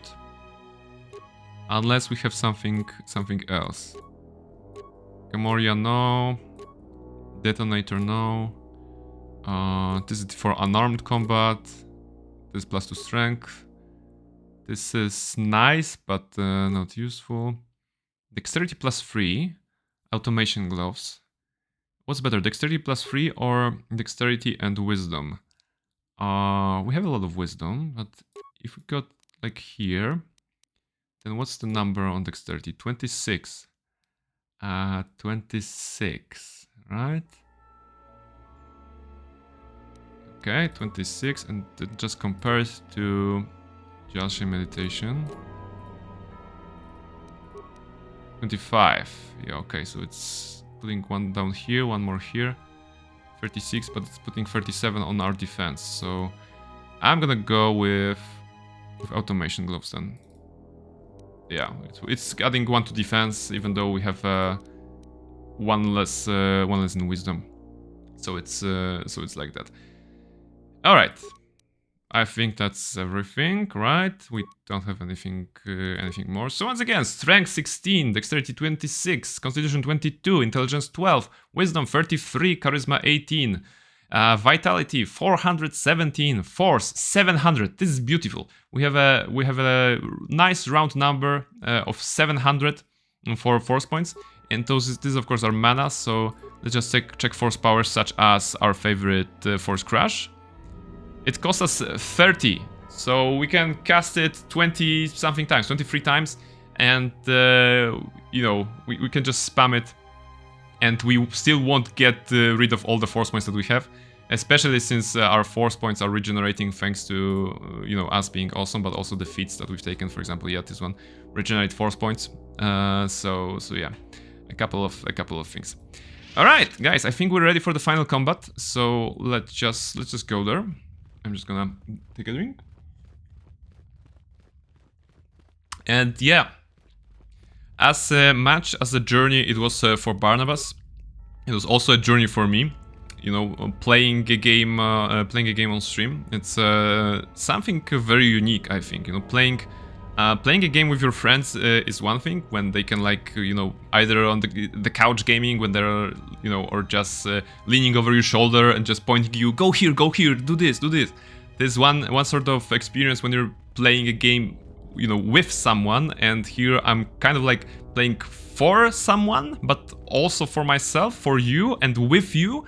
because you have also been influencing this stream a lot. Like I said, the fact that Barnabas is evil, it's all on you, right? We had this polls when I was choosing the force powers, and you were choosing like dark side, you know, neutral sometimes, sometimes light side, but mostly dark side. So you have created this Barnabas with me, for which I am very grateful. I would have never imagined that this will be the final outlook of Barnabas. You know, the evil Sith Lord that has gotten into gambling and, you know, extorted people for money and just, you know, have been a criminal all along. Do I need to go to the other side? Just checking. So yeah, I'm very grateful for this adventure, for everything that happened. We have encountered many characters, you know, from the first ones that we've met. Okay, so I've been here. From the first ones that we've met on Pergus, being Aton and Kreia, then Beodur, then the droids, of course, T3 and 4, the Space Roomba, like all the little memes that we created together. That was very cute, very valuable. I'm very grateful for those moments. So thank you guys for being with me on this journey. If you missed some chapters of the journey, they are of course available on as VODs on Twitch. And I think I'm ready to go into Trey's core. I think I'm ready for the final boss fight, which will be, of course, Darth Treya. And I think the most dangerous thing to our brains here will be her dialogues, because at this point you know that Kreia is a bit wordy when it comes to her philosophy. So it may be very interesting to listen to her. Nirmal is saying, "Let's go! All right, let's go into the Trey's core and see what's in there." Trey's core, as you can see, you know, it's a very dark looking area with those kind of like spikes coming out from the ground. You could fall easily, so it would be very easy to end our adventure here if the game would allow it. But no, Barnabas is he knows what his destiny is. Is there like walking in this game? There isn't walking in this game, right? So we only can like small steps maybe. Yeah, okay, no walking, just running. And there she is, waiting for us in a field of red. You have arrived. Is Malachor as you remember? Malachor has not changed, only you have. Indeed. Perhaps it is merely your perceptions of me that have changed. It is strange that you believe Malachor has not. But it has always been timeless to you, this place, and words have always been inadequate for the horrors that took place here. Why? Oh, there's like a lot of questions now. Yeah, okay, so probably number 4 is something that you would expect, because many of you during the playthrough were like, "Oh, Kreia is probably evil, you know, she's hiding something." And I didn't want to reveal that too soon, even though I of course knew what was gonna happen. Yeah, you were manipulating me all along.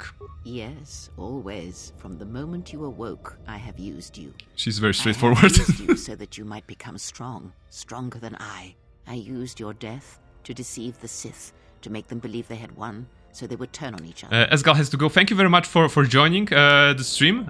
Be sure to check out the VOD later to see how we defeated the Darth Treya. Thank you very much for coming, Esgal, and have a nice evening, have a nice night. Why have you done all this? It is said that the Force has a will. It has a destiny for us all. I wield it, but it uses us all, and that is abhorrent to me, because I hate the Force. Because I hate the that Force. It seems to have a will, that it would control us to achieve some measure of balance when countless lives are lost.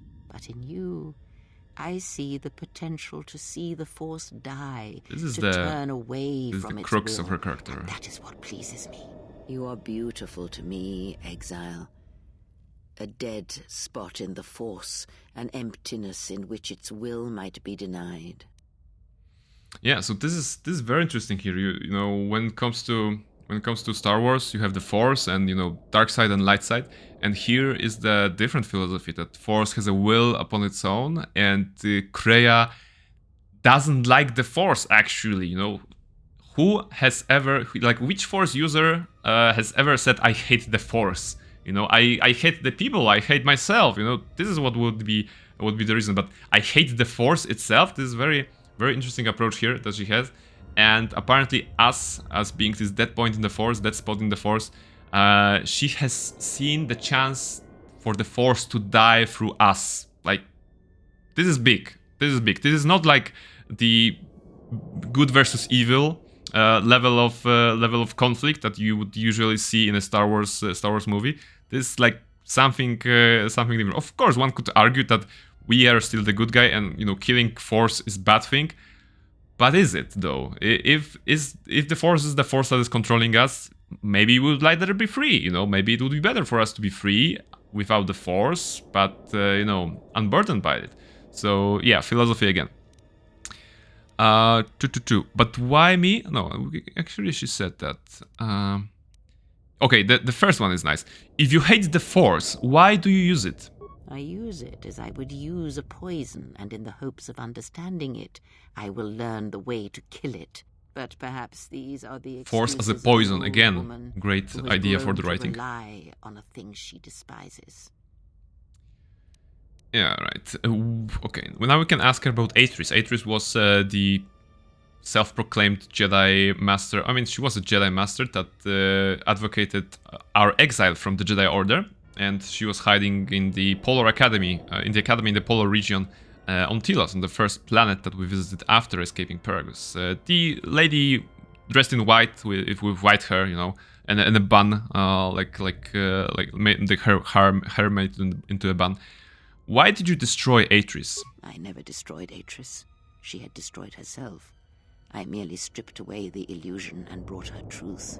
Her teachings could not be allowed to continue, and like Malachor, she was part of your past, unresolved. She needed to be something you could confront and defeat one last time. It was part of your training, part of what was needed to make you complete. And there must always be a Darth Treya. The galaxy needs its betrayers, especially in the times to come. Galaxy needs betrayers. As one loves a champion, you were all that she could not be. She never mentioned such feelings. Yes, it is all that is left unsaid upon which tragedies are built. More echoes traveling through the Force. Alright, so how about why?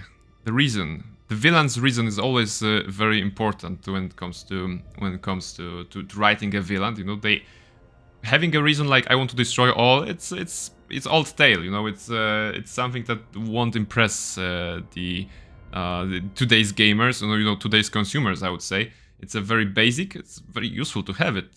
Have a character like that sometimes. But let's see what Kreia has to say about her reasons. Why have you done this? It is said that the Force has a will. Oh no, okay, we already had the dialogue. For us all. I wield it, but it uses us all, and that is abhorrent to me. Okay, we already had.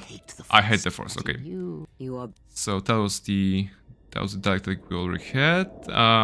Okay, this one is new. This academy here won't last, Kreia. I can activate the mass shadow generators again. More talk of machines and threats. If you would end Malachor, then do it. But it will not be a victory for you. You may hold Malachor in your grasp, but I hold the answers to your past and future in mine. Would you destroy us both before learning them? If so, then do it, for you have already failed me. She's even at the end game, she's still like admonishing us as a master admonishes the student. You're manipulating what happens now. What happens now? Yeah, okay.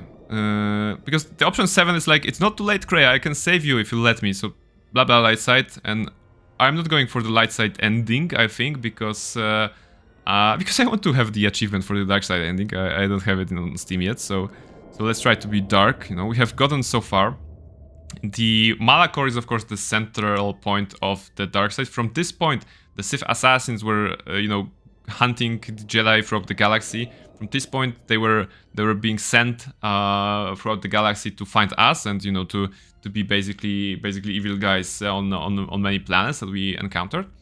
Now that we have defeated them all pretty much, and we are at the final confrontation with the final boss, well, we can blow it all to hell, I would say, but I don't think it's something that we were gonna do. So what happens now? The apprentice must kill the master. If you do not, I will kill you. If I do not, then all you have achieved will be as nothing, as empty and as violent as Malachor itself. Okay. Malachor will survive, but you will not. This is the option that I'm gonna choose. Alright, Darth Treya. I suppose that we're very strong. And I suppose that I'm gonna try with the lightsaber combat first, because we've gotten so much into it. Master Speed, Master Energy Resistance, Master Battle Meditation, and hopefully enough. Okay, she cast Plague on us, so she knew how to start because it's a DC 100. Of course, we can't work with that, but at least we have you know, high attributes, so it's it just, you know, it's a minor bump. Oh, she force pushed us. Have we? Did I activated everything? No. What did I activate? I wanted to. Is speed active? Oh, she stunned us. All right, at least she's not doing any damage. All right, she did damage. Energy resistance. Yeah, okay, now it's better. Okay, she's doing damage with a lightsaber. I'm gonna heal quickly. Can I out heal her damage? Yeah, I can because she'll be missing sometimes. So one more heal. And now attack. Let's go. Ooh, alright. She has a lot of HP. That's already 300 HP out of her. She's still standing. Probably another 300 at this point. Okay, she's doing some stuff. Let's still not use the force, or it will be too easy for us. I mean, not the offensive force. I don't want to force crash the final boss. I want to savor the fight a little bit. Just attack her. Looks like the buffs are running out, so let's go back with the buffs. And then some more heals. Now we're playing a game of I'm casting something and she's draining force from me. But I'm regenerating force faster than she can do it. She has a lot of HP. Ooh, that was a critical on us, I think. Heal, Barnabas. Now we're going into defense mode. We can do it. Well, looks like we're still not halfway through our force, so this is good. Now some attack. Miss! That's terrible.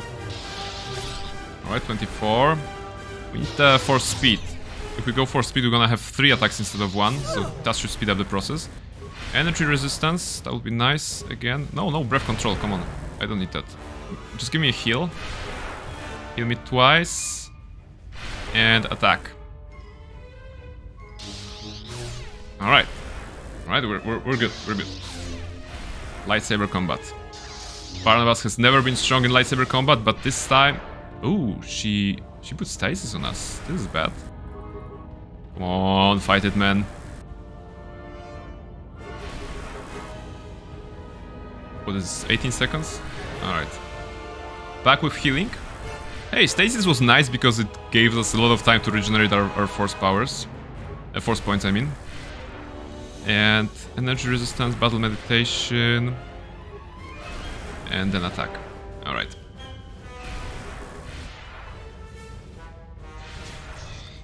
Oh, she's cast a kill on us. Oh, this is bad. I have to change my plans. Actually, very fast. Come on.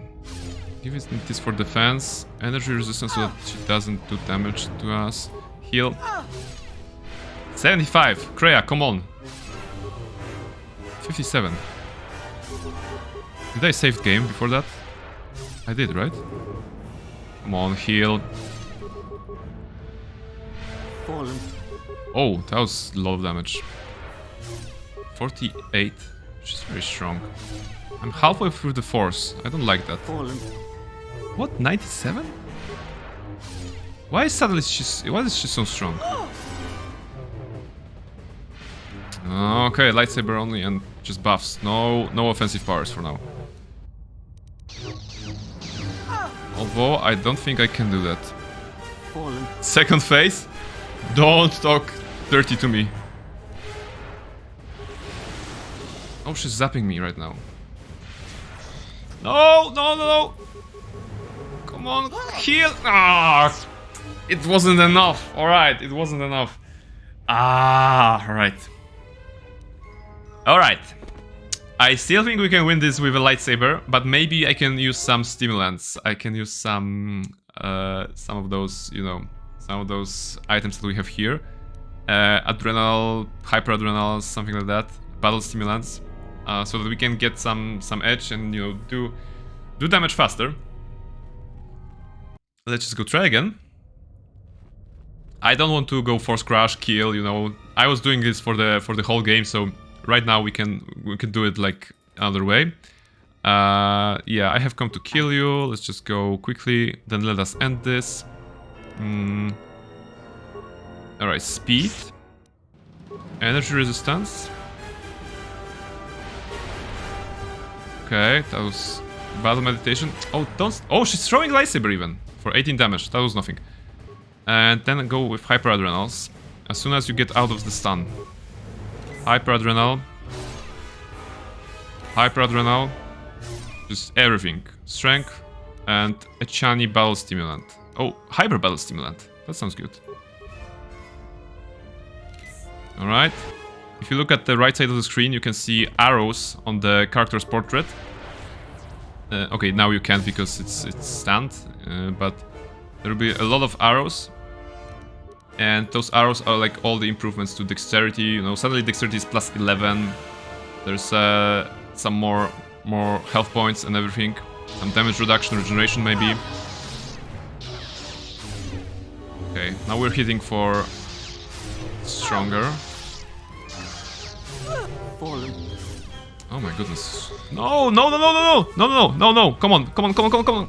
Heal. God damn it. Alright.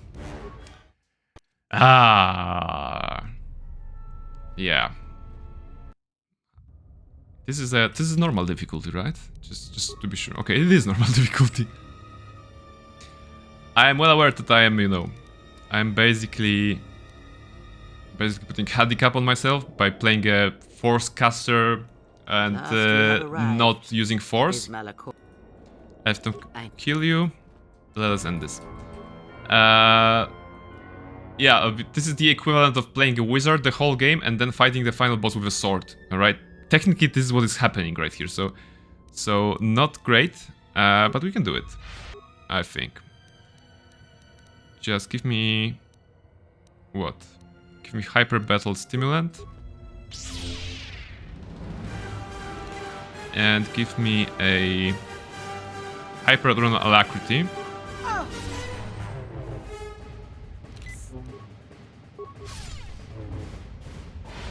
Right, I'm thinking I'm spending too much time on buffing maybe. Okay, let's go with heal now. Come on. Like 102 damage? What did she do? That was a regular slice, that wasn't even a critical attack. And now 30. So this is the problem, you know? 30, 102, 57, like the range of those is so big. And by the time I finish healing, I'm already out of buffs. Oh, not the stun again. Come on. No, not the kill. Not the kill, because with the kill and the stun I can work it. God damn it. Alright. Okay, so new strat. Maybe I can buff before the fight a little bit. That will give me some extra time in the combat. So where does the combat start? Yeah, okay, like here. Let's go with hyperadrenal. I think they're lasting like 120 seconds or something. So hyper battle stimulant, unless it will be all removed by the time I start the combat, but hopefully not. Battle meditation. All right. I've come to kill you. Let's end this. Alright, I still have the buffs, so this is good. Now we're stronger, and now we can just start with attacking and not with buffing. This should give us the edge we need. Wow. 75, 64. What's the attributes? 32, yeah, 33. Okay, very good. We're also missing her sometimes. Oh, 66, that was nice. Fallen. Alright, she's low on health and so are we, but this is good. Alright. Yeah, so basically we severed her other hand, and we have Barnabas is also hurt, you know. So if there is a second phase of this fight, we're gonna start with low health. Although I'm wondering, right now in the cutscene, is he regenerating? Because we have this passive regeneration bonus, so every couple of seconds he should get like 4 HP, 4 HP, 4 HP, or something like that, to maybe get some more health back. But we're gonna have to rely on the force heal for us to do it. So yeah, I don't need your teaching anymore. I have defeated you both in mind and body, which is not very true, but okay. Then finish this. Kill me. Strike me down. And at last, end this. And there is, of course, an option. I am a Jedi. I will not strike a defenseless opponent, but this is not why we're here, right? We are here to be evil and be Sith. There's like an option here. No, this is already over. Your life is yours, Kreia, and you cannot teach me anymore. No, we want to kill her. It shall be my pleasure. Oh, this is a very evil thing to say in this context, but after all the manipulation, she basically just admitted that she has been manipulating us for the whole game. So yeah, you know, no remorse, I suppose. We're not here to seek like what's the word I was looking for? We're not here to seek forgiveness or to give forgiveness at this point. We're here to kill the final boss of the game. And take a look at Barnabas. He's already standing straight, so I believe the regeneration is kicking in the background, and he is indeed regenerating. So this is good. It shall be my pleasure. Good. You have strength, but you have yet to learn the full extent of power. Yeah, we have been regenerating a couple of points. She has also regenerated, and she has summoned a lightsaber floating, a 3 lightsaber floatings, actually. Because right now she has both her hands severed, so very Star Wars thing to have, to not have hands. And yeah, we're gonna fight lightsabers. So I'm gonna run away, try to heal up before they get me, and then see how much damage they do. 24, 27, okay, that's not terrible. We're gonna have to run and heal. That's the strat for now. And then we're gonna try to, you know, out-lightsaber the lightsabers. Outsaber the lightsabers. Oh, that's how it should be told. Okay. How about we go with the same set of adrenals? Oh, they're behind me. Okay. Hyper strength. A shiny battle stimulant, why not? And for speed. Wait, we lost one lightsaber. Where are you? Where does the last one go?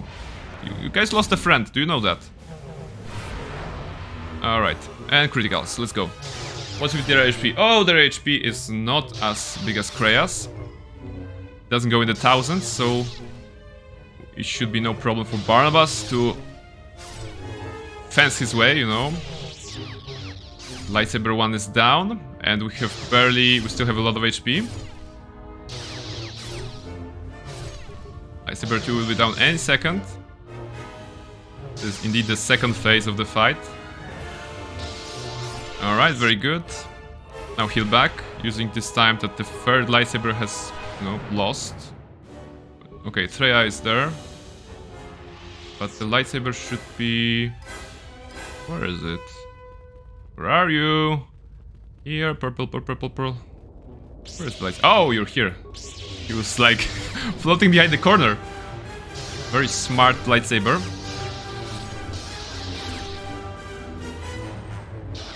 Presumably those are not like lightsaber which are alive or something like that. It's probably Kreia controlling them with her mind, which you have to give it to her. You think that by taking her other hand, she'll be unable to use the lightsaber anymore, but then surprise, surprise, she's using 3 at the same time. So very nice idea that they put in here. Very nice idea for a D&D character as well. Maybe you don't have a hand, but for some mystical reason you are swinging your axe with your mind, or something like that. So it is done. At last. It is done. Oof. You are greater than any I have ever trained. Hey! By killing me here, You have rewarded me more than you can possibly know. This is the villain of this game, right? She has been manipulating us, she has been saying bad things into our ear, and in the very end she says that she kind of likes us because we are the dead spot in the Force and she hates the Force. And now she says that by killing her, we have did her a favor, basically, or like she's very proud of us for killing her. Like, this is very convoluted stuff when it comes to Kreia. So yeah, let's see. There's a proud words, now die old woman. Yeah, Kreia, there is still time to save you? No, at this point, no. You left me no choice, maybe, yeah. Although number 3, I like number 3 more. I have defeated you. You are no longer my master, and my path is my own. It is your choice. I was like, and she's like, it is your choice. Path, but you and Revan are different, and your path is your own. You may take one of the ships that orbit Malachor and depart this place, or you may remain here on Malachor and wait for the others, those touched by the Force, who will come in time. Or you may return to your exile, where your presence will no longer affect the actions of others. There is no dishonor in any of these choices. I only ask that you make the choice without regret. Yeah, okay, so there's like, I will follow Revan, as I did a decade ago. I no longer want to be here. What about my friends? And you spoke of the future. Let's see if there's a future for us. Because, you know, old ladies have a thing in video games of being seers of some sort, so maybe she'll say something nice. You spoke of the future. Many things do I see as I gaze here from the heart of Malachor. This place channels such energies. If it matters to you at this last moment, I shall look into the future and tell you of what I see. It is my last gift to you, from one exile to another. From one exile to another, so a bit of a connection between our characters here, you know. Kreia was also misunderstood, maybe, you know. We were also cast out of the Jedi Order. I mean, she had her own path, we had our own path, but you know, this is a very nice sentence here. Gift from one exile to another. Yeah, okay.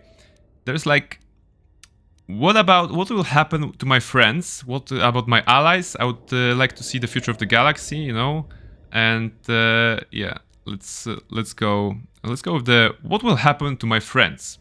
You travel with them for so long, yet you do not know them still. This is fair. Feel them through the Force, feel what they feel, hear their thoughts and know them as I fought to know you. They were the lost Jedi, you know, the true Jedi upon which the future will be built. They simply needed a leader and a teacher. The fact that she's telling about my friends about the being a lost Jedi, it's actually a hint to what you can do in this game. If you have a high influence, if you inspire some of your companions in a sufficient way, you can actually turn them into a Jedi. Like Handmaiden can become a Jedi, for example, if she follows you, if you teach her, if you respect her, and you can awaken the Force in her, and not only teach her to a master to Visas Mar, because she's already a Sith assassin, you know, a follower of the Force, but you can actually have your characters level up as Jedi characters, which is very interesting, you know, and you just have to get to them. Most people probably don't get to that on their first playthrough. I didn't get that on my first playthrough, but it is possible. You just have to, you know, have high influence on them, and you have to do a lot of dialogues and stuff like that. What about Mandalore? Yeah, Mandalore is not the person who would be a Jedi, of course, because he's a Mandalorian. Many battles does that one have left in him, as Revan intended. A general needs an army as he needs those he trusts. And Canderous is a loyal beast, no matter how much he is broken upon Revan's will. But you know this. Alright. What of the Mandalorians?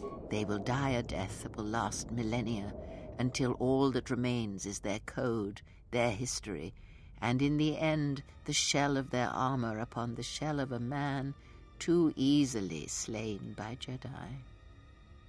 But what about Atton? Atton is, as always, the fool. This is a very nice summary of Atton. It reaches out for one such as him, I feel, as it does for the old such as I. And you? I would have killed the galaxy to preserve you. I would have let the galaxy die. You are more rare than you know, and what you have taught yourself must not be allowed to die. You are not Sith, not truly, and it is for that that I love you. And she says that she loves us. You know how deep and convoluted is this final dialogue with the final boss. You know, she's proud of us in the end. She's giving us the gifts of the future. She says that she loves us. You know, like it's no surprise that there exists a video on YouTube that is 1 hour long explaining Krea's like motivations and philosophy and everything like that. It's something to really ponder upon. What about KotOR and the droids? Their paths are unknown to me. Okay, Even the you don't small know. one who waits for you outside this place. I sense it has one last journey for you. You must go where Revan did, into the unknown regions, where the Sith, the true Sith, wait in the dark for the great war that comes. Alright, so Revan. What about Revan? He came here, was here. What happened to him? It is because he remembered what lay buried here, this place, its teachings. It paved the way to Korriban, you know, the remnants here. And because Malachor, like Korriban, is on the fringes of the ancient Sith Empire, where the Sith wait for us in the dark. But we fought the Sith. Have we? You thought that the corrupted remnants of the Republic, the machines spawned by technology that Revan led into battle, were the Sith? You are wrong. The Sith is a belief, and its empire, the true Sith Empire, rules elsewhere.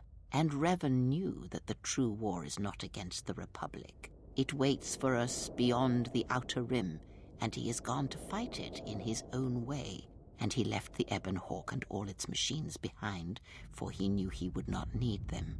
And like you, he knew he must leave all loves behind as well, no matter how deeply one cares for them. But why? Because such attachments are not the way of the Jedi, and they would only bring doom to them both in the dark places where he now walks. It would have helped had he made her understand, but she was always strong-willed. And here she's talking about Bastila and Revan and Bastila. So, you know, assuming you treat the canon as the Revan/Bastila ship, then Bastila is of course present in this game, but Revan is not, because Revan has gone to the Outer Rim, and like it would have helped had he made her understand, but you know, it wouldn't work like that. Why did you not follow him? Because I did not know where he had gone. If he had asked, would I have gone? I do not know. But he will need warriors, Sith and Jedi, any who can be sent after him into the depths of space, for any who know the way. Perhaps you shall go there with him and do battle at the end of all things. Instead, I remained here, and now show others the way. Alright, what of the Republic? The Republic will fall, as it always has. A fall that will take millennia. Telos shall recover, and Zerka shall make it a place for machines and sciences. It will run smooth and cold, like a machine. But it shall not forget the time that Saul Karath orbited it. I think the fact that she mentioned Zerka here is because we sided with Zerka on Telos. The dialogue would be different if we sided with the Ithorians. What else? Tell me of Dantooine. Dantooine shall lie in ruins, as was intended when Malak's fleet brought death to the planet. Its surface will become home to nomads and primitives, who will walk upon the ruins of the Jedi Enclave and not know upon the histories they tread. And Nar Shaddaa?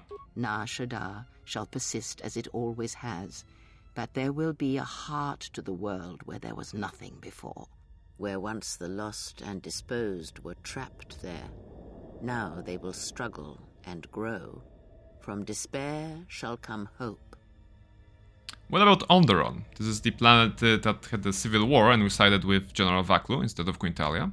Vaklu shall have a short reign, But Onderon's independence Alright, so shall persist. we didn't help. As he fought the Mandalorians, his triumph over the Republic shall serve to preserve Onderon against the rest of the galaxy, and Onderon shall maintain its customs, its law, its history, its identity. And most of all, its victory shall give Onderon strength, so that the horrors of the Sith War and the Mandalorian Wars will not soon come to its surface again. Tell me about Korriban. Korriban shall be as it always was, a graveyard for the darkest of the Sith Lords, still whispering within their tombs. It shall always be a source of evil, spawning threats throughout the millennia. It, like Malachor, brushes the edges of the Empire that waits in the dark, and like Malachor, the Sith have forgotten it. For a time, they will remember. Revan knew this. Alright. What will happen to my friends that already was? What about my allies? But what is it like about the party again or not? You travel. No, okay, it's again, so it's not. Alright, there's like, rest now, Kreia, your time in this place is over, or enough, die now and trouble me no more. Well, you know, she's already dying. I don't think we need to kick her about that, so just rest now, Kreia. I think this is a good one, so rip. And she dies, and she dead. And you can actually have a comment on that. Either the core of this planet shall be your grave, or now let us see if Malachor will accept your body, old woman. Okay, let's go with the first one. The core of this planet shall be your grave. Nirbala is saying, she didn't practice. Yeah, I mean, I guess dying is new for her, you know. She was so in control for the whole game that she... well, she probably expected it. Like, it was her plan for us to be better than her. And, well, her plan worked, so... In a way, she's getting the last laugh, even though she's crying about the fate of the galaxy and the fact that the Force is using all of us here. But yeah, the core of this planet shall be your grave, he said gravely. Okay, that was the cutscene, sorry. Need any company? I mean, I'm not doing anything. Besides, if I'm not around to bail you out of trouble, who knows what could happen. Alright then, where are we going again? I mean, because last time we were heading towards this mining colony on the edge of space, and there was this Sith Lord, and... Now they're walking away. Shouldn't there be something here? Oh, there is something. Wait, okay, so cutscene not visible. Not visible. Alright, okay. So, now I'm just gonna quickly go to the screen capture instead. Minimize the game. So you heard the dying voice of Kreia. You should be seeing my screen right now. And right now I'm gonna show you the cutscenes that are in the game. So yeah, this is the short cutscene that just played, but it wasn't visible. It's Kreia's death. She's falling into the Trail's core, you know, the core of Malachor. Explosions are happening. And what happens next is Ebon Hawk escapes or Trail's core collapses. Actually, you know, guys, I'm not sure which ending did we get. I think we got an achievement, right? Complete the game on the dark side. Okay, we got the dark side ending, so that would be like there's a movie about the Trail's core collapsing. Yeah, everything is collapsing here. But fortunately, Barnabas is being saved by his allies that have come with the Ebon Hawk. Whoops, that's again Kreia dying. That's again Kreia dying. And then Ebon Hawk escapes. Apparently, with Aton and friends, we have escaped. Through the rocky spires, we are free. And last but not least, we have the ending. Actually, no, this is dark side ending. So maybe it didn't collapse. Maybe it only collapses on the light side. I'm sorry, I'm not sure what happened actually, because the fact that we're not seeing the cutscenes, it's making it tricky. But this file is definitely dark side ending that spares the Trail's core. But it doesn't show the Ebon Hawk. But if we've seen Atom, that means the Ebon Hawk is right. Really, I'm not sure which kind of ending do we get. However, we have finished the game, you know. One way or the other, we have reached the ending. And yeah, wow, KotOR 2. KotOR 2 on the dark side, much different than KotOR 2 on the light side. I have to say, it was a very weird adventure. Being evil, or in all those places in which I would either be good or neutral. That I didn't have heart to be evil. I still did some good deeds, saving those family those on Nar Shaddaa, for example, or this little like girl that was trapped by Viscus, the slug lord, the slug crime lord. So Barnabas did some good, but mostly evil, all thanks to you, chat, because you have guided my decision throughout this stream. So I'm very grateful that I could discover this game anew with you, because if you have seen my Jedi Academy stream, sometimes it's possible to keep discovering the game again and again and again. And, I learned something new about KotOR 2. This was the 4th time I have finished this game, completed this game, and it has been a great adventure. So I'm very grateful for this journey. Grupas is saying this is the moment. Yeah, this is the moment to just reflect on the journey that we had. The journey of Barnabas that we started together and that we completed together was a very interesting one. Developing his character and adding all those quirks that have come from you guys. From the Pazak addiction or stuff like that, or being evil at some places that you encouraged me to do. Your votes on the polls that shaped the build of the character as well. So not only in the narration but in gameplay, I hope I could make you participate. Julian Kwaśniewski, that's a Polish name, lead sound design. I'm just reading the credits here. So yeah, I hope that I'm hoping and I'm grateful that you helped me shape the character and shape me this playthrough. And I'm hoping that, you'll be able to help me out in the future playthroughs.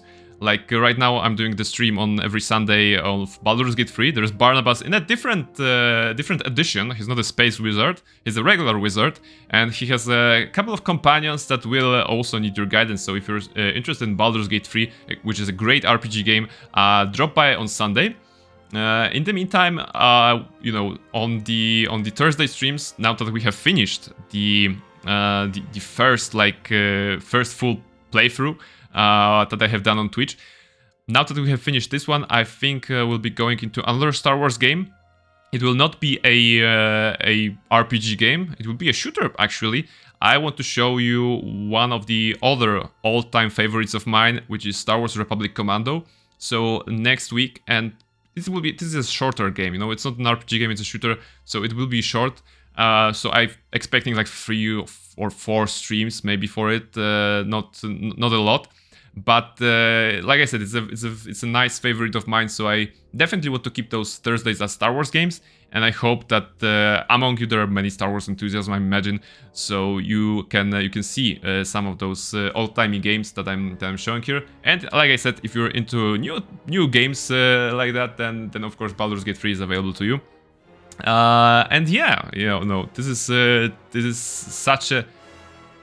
Well, the music is evil right now. I think, okay, that's definitely like evil evil finale for the game, because the music is evil.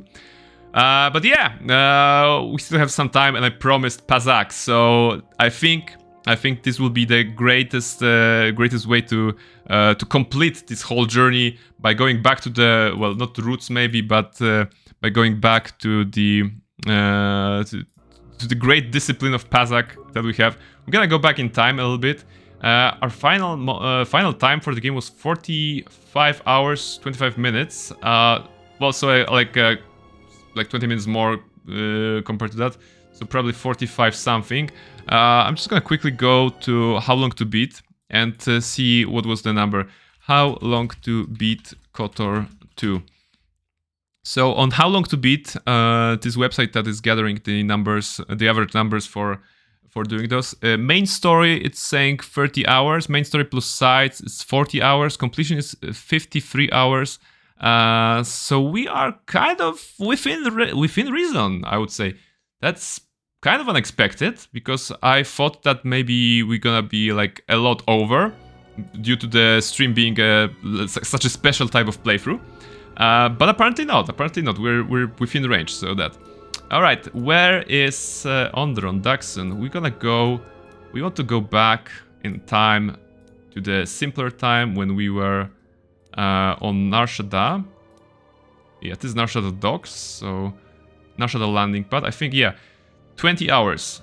And look, compared to this Barnabas, look at his portrait here. To the Barnabas that we have right now.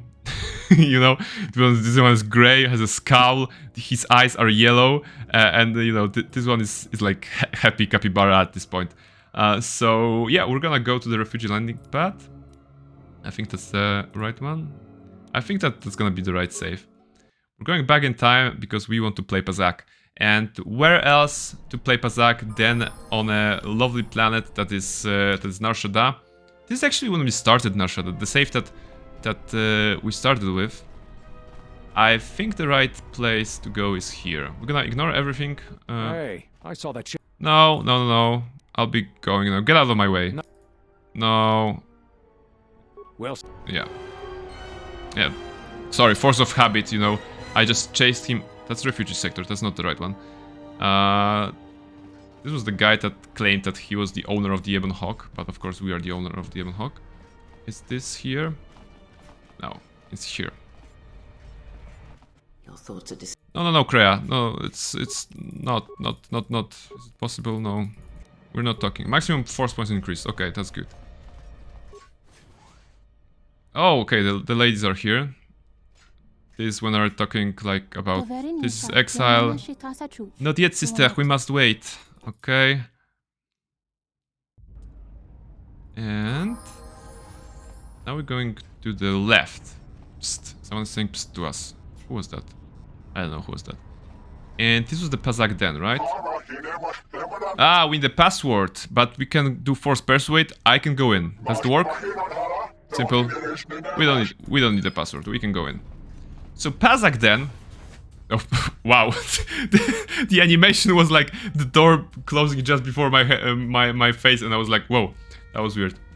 Actually, they did close. Okay, they did close those guys.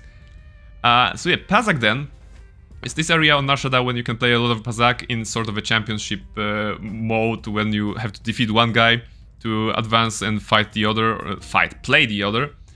So I think we're gonna go find someone. Where are the rules here? Come on.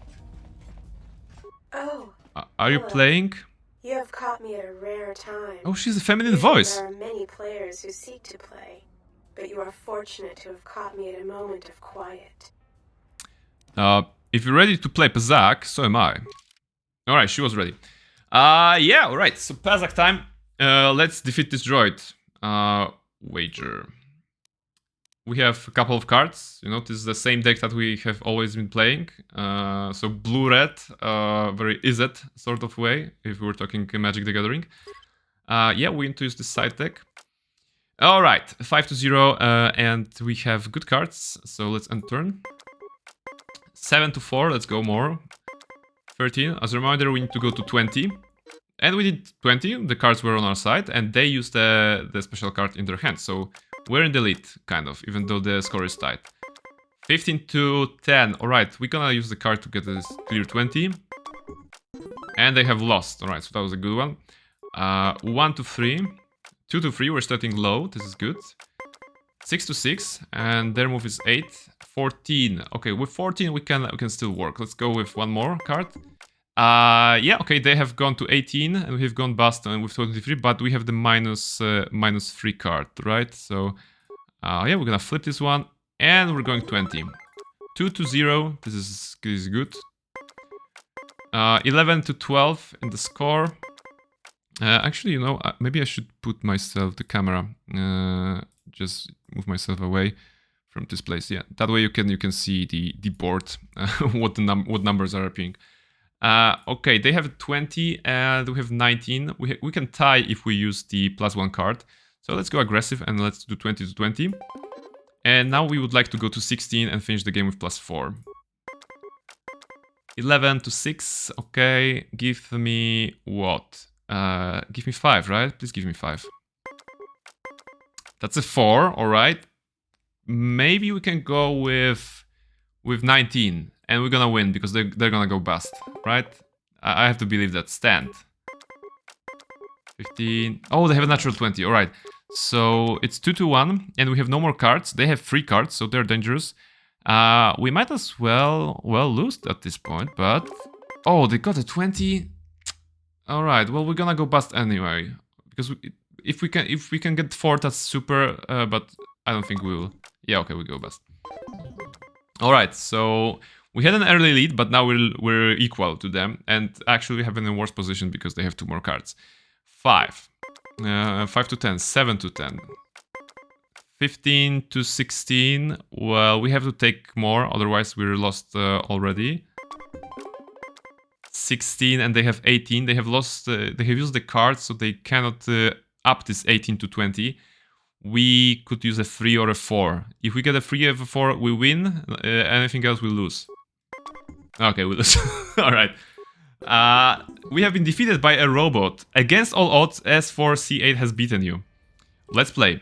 We have to beat the robot. We have 28,000 credits. So we're gonna win, right? Cards are nice. Let's go.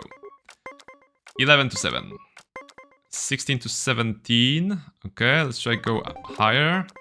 We have a natural 20, and we haven't used the card, and they have still lost. This is a very good start. Okay, now I'm beginning to remember why I liked Pazak so much. 12 to 19.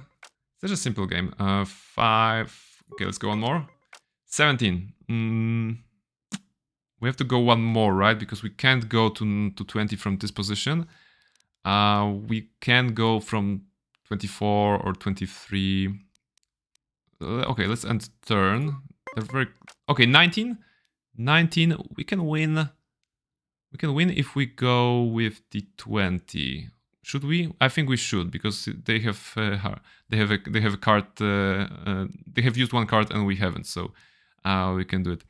Grubas is saying, "Damn it, AI!" You know, yeah, the droid. I think the droid was counting cards. You know, the droid must have been counting cards and doing those computations in her head, and she was like, "Oh, there's a 58% chance of me getting a 7 in this next draw, so I will play +4, which will increase the chances of me winning to 78, which is the odds that are better than Barnabas's odds that are 51, and I'm gonna win." And she did.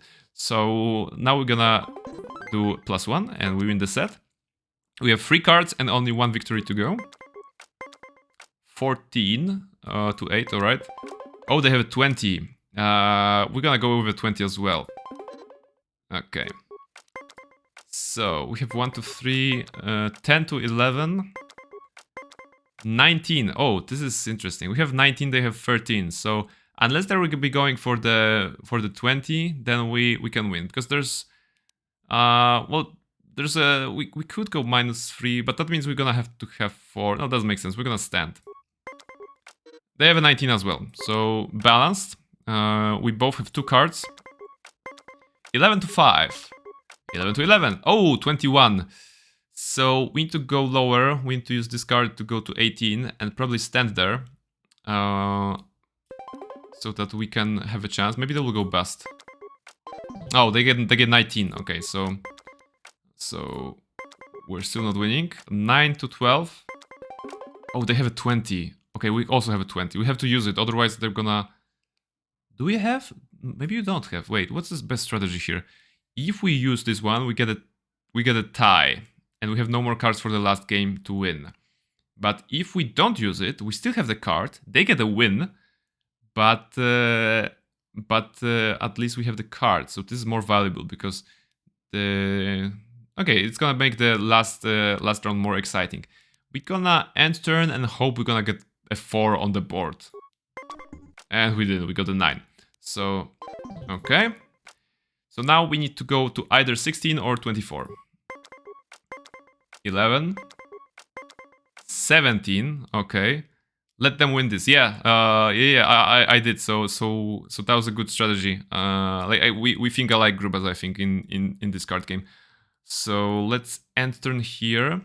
Because we have a -4, so even if we got 7, we can go like -4 and win. If we go 8 or something, then we're gonna lose. But you know, this is Pazak. You gotta take the risk. They have a natural 20. Oh no, no, no, no, no, no, this is bad. Okay, they have a natural 20, and we have 23, and we can only go -4, which would put us at 19. So there's only one chance for us to tie. We would have to get a 1 on the board. So I'm not feeling that, but this is the only way. We can only end turn, otherwise they win. If we get a 1, the game continues. If not, we're gonna spend another 100 credits. We got a 2! We got so close to 1, come on. Alright, so no, end turn. Okay, droid 2, Barnabas 0. Let's play. We have to defeat the droid. We can't be worse than AI, right? So 8 to 10. This time we don't have the cards that are flippable, so we have a, you know, weaker beginning. 19, I think 19 is good. We're gonna stand. Okay, they got 21. This is good. We have a lot of red cards, the negative values, so we can go aggressive. Oh, nice. 2 quick wins in this one. This is the worst. Yeah, that was the worst, definitely. But this is good. I'm feeling, guys. I'm feeling this one. 10 to 2. 19. Okay, 19 we're gonna stand. They're gonna go 20, I think. Yeah, oh, they also got 19. And they're losing cards and we're not, so... This could be it. 14. We have a +5, but let's not use it. 24. Do we have -4? Yeah, we have. This is it. Oh, yeah, they got 27, so we have defeated our opponent. Nice! You have defeated S4C8. I'll be going now. So, we have lost 100 credits, but we have defeated the guy, the girl, actually. The girl robot. Let's try to find another opponent. Unless she has cards. Do you have cards to sell or something like that? No, never mind. Okay. So... Patron. There's here's a Danis. Here's a Gambler. Are you playing? I swear, half these players must have skifters up their sleeves. Okay, let's go with Geredy. Hello, Geredy. Searching for a game, human. You must be willing to lose if you play. No time for great human upsets and accusations. Very troubling, very upsetting. Fine, let's play. So the same wager, 100 credits. Let's see if he'll be better than the droid, or you know. 8. 8 to 5. 12 to 5. 20. Natural 20, very nice. They have gone with a 20 by using a card from their hands, so we're in the lead. They have stopped at 19 here, so maybe we can go... Can we go 20? Yes, we can. 17 plus 3 makes 20. We win the set. Alright. 16. We don't have +4, we have +5, so we're not going here, but if we go... Yeah, we can risk it. Natural 20. The luck is on our side. No, we're gonna... I think we're gonna... Oh, he's got an 18, so we can go either 19 or 20. We have a huge margin. 18? Okay, that 18 was actually the worst that we could get here. Because this results in a tie. We can't go +3, because we can only play 1 card. So we have to stand to have a tie. Okay. And now we're gonna win. I'm feeling it. The robot was just a warm-up. See? A 15 plus 5 makes 20. First try. Congratulations, human! It is not often that I find another who can challenge me. I'll be going now. Okay. So we have won first try with him and gotten 100 credits. With the droid we have lost. The net loss was 100 credits, so we are now at 0, you know. Just save the game. We have... went like this. And... there's also a lady here. I think you're a player. Hello. Looks like Nakshada finally caught up something worth my time. Coughed up. Something worth my time. Okay, hello yourself, gorgeous. What can I do for you, handsome? Is there like... Okay, there's no flirt option, so a little game of Pazak would be wonderful. Oh, I don't know if I can compete against one so skilled in the ways of winning. She had heard about victories, about our victories already. That was magnificent. Thank you for such a stimulating game. Well, did we play Pazak with her or... What just happened? It didn't went to the game. We tell her that... We tell hello, they're gorgeous, and we play the stimulating game. What does it... What happened? Pazak then. Get ready. Droids. That was weird. Can we play Pazak with her? Well, load game. Or was it like... or was that a flirt option and we really played some sort of stimulating game with her? Whatever that means. Once again. Wait, not here. I'm confused. Go back to the lady. What is our wallet capacity? Grubas is asking. Thankfully, it is 28,000 credits. So with the stakes being 100 credits high, we can play all night and still be a victor. All right. Oh, do you have any extra cards I could buy? So she's a merchant. Do you have any extra cards I could buy? Oh yes, she has +5, +/- +/5, +/2. Actually, let's take everything. We can afford it. All right. And this Pazak Den Danis. An aggressive Twilight named Danis has offered to play Pazak with you. She seems to be a major personality at the Pazak Den. Okay, so you can play with her. Yeah, because Hello Gorgeous is like the flirt option apparently. But I just want to play some Pazak. Okay, let's go with this one. Oh, I don't know if I can compete against one so skilled in the ways of winning. Okay, so there's no game. Like, there's just a thank you for such a stimulating game. And this completes this quest. But where's the... Not active, completed. Oh, Pazak Den Danis. You have managed to gain Danis' respect and gain some recognition at the Pazak Den. Okay. But with those ones... A droid design has offered to play Pazak. She seems to be a major person. Okay, but we haven't gained the respect of the other two people, right? Is that what the game is trying to tell me? Hey, how can I get your respect? Oh, hello. Yeah, rare time, I know. Why so many players? I fear it is because I am simply not a skilled Pazak player. Come on, you beat me I'm twice. afraid protocol droid skills and language interpretation are not something that lend themselves to Pazak and probability. So why do you play? Why, I cannot help myself. In fact, every time I seek to find the answer to that question, I am consumed with the need to come here and play. I am consumed with the need to come here and play Pazak. She is addicted. The droid is addicted to gambling like Barnabas was addicted to gambling. You know, such degradation is known to occur. Interesting. To instabilities. This is the I whole feel arc. my obsession with Pazak is one such corruption. Is it some kind of auto win with the Danis lady? I think it was, you know. You just talk to her. You can buy cards from her, but you do not actually play her. You kind of play her in the cutscene, and she tells us that it was a stimulating game. So I guess that was an auto win. Maybe we're so handsome. At this point, we're still handsome. You know, we're not the dark side evil guy. So I think she was just like, yeah, I simply enjoyed playing with you, Mr. Sir Barnabas. And I will tell everyone how lovely gentleman you are because you bought all the cards from me. So that's like okay, so this droid, we can, maybe you can help her. Would you mind if I took a look? Maybe it can be fixed. She's talking about some problems with her memory core, so let's see. I'm not sure I wish it fixed. I do find some degree of satisfaction in playing. Would you like to play? We already have, but let's, awareness. Check the droid for oddities. You notice that there is an unusual looking module attached under the droid's left arm. Oh, interesting. Is there anything we can do with that information?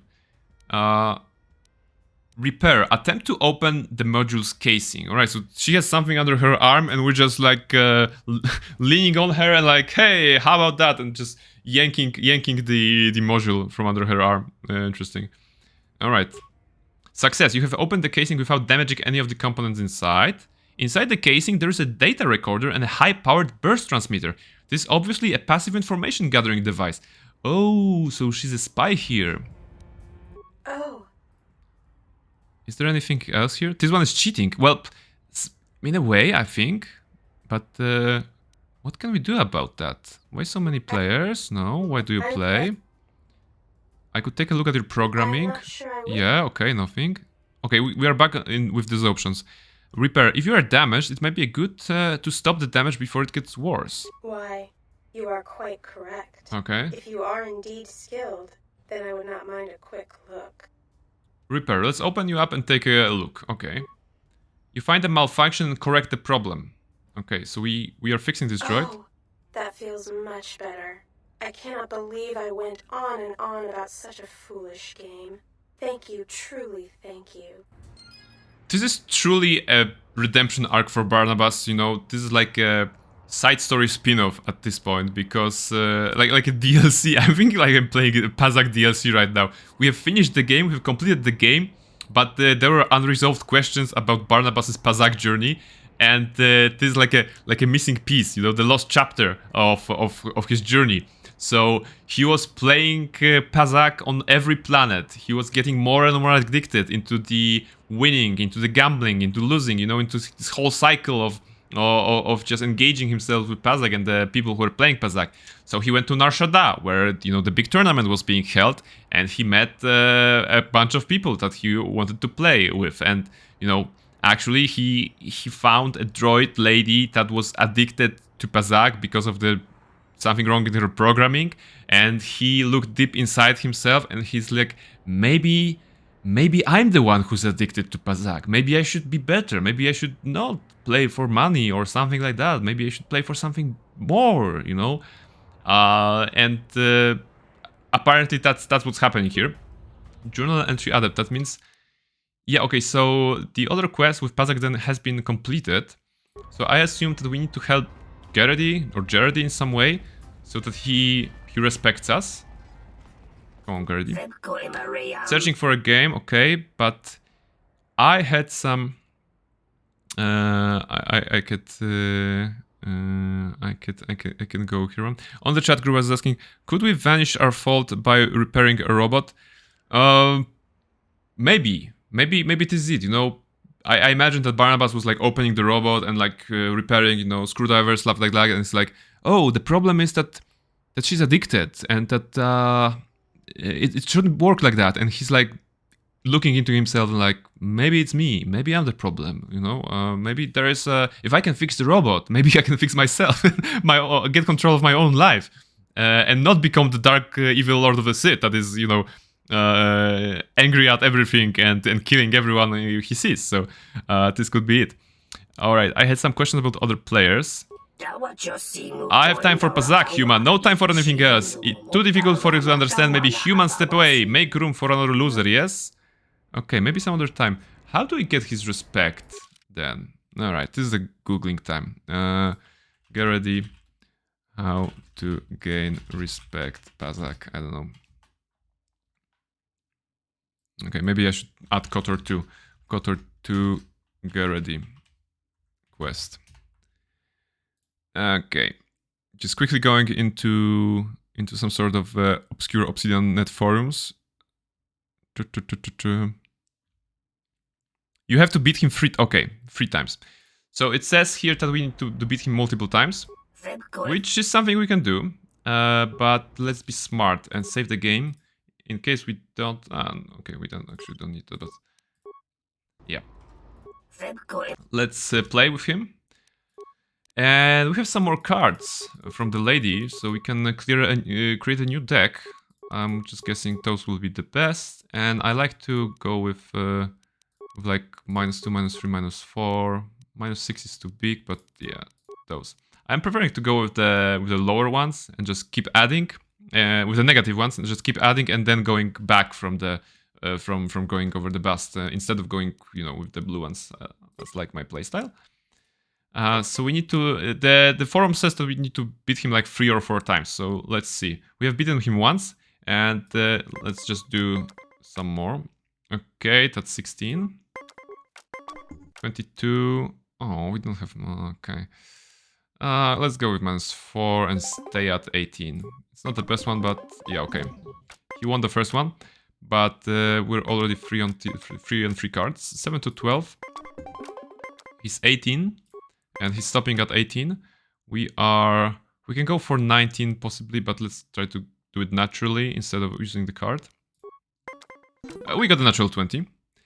Gruba is asking, what are the yellow cards for? The yellow cards are changing the value of the cards that are already on the table, something like that. So you can switch the 2s into 4s and 4s into 2s and something like that. So there's like a different additional layer, additional mechanic here that you can do. However, for me, it always works best with those +1, -1, you know, those types of cards. So I wasn't really using them. Let's see, 15. I think we can go end turn and go 25. Alright, this is nice because we can go back to 20. Let's hope we win. Oh, he had a -6. Interesting. He has one card. So if we're smart about this, and we're really not, we can go to 19. Stand.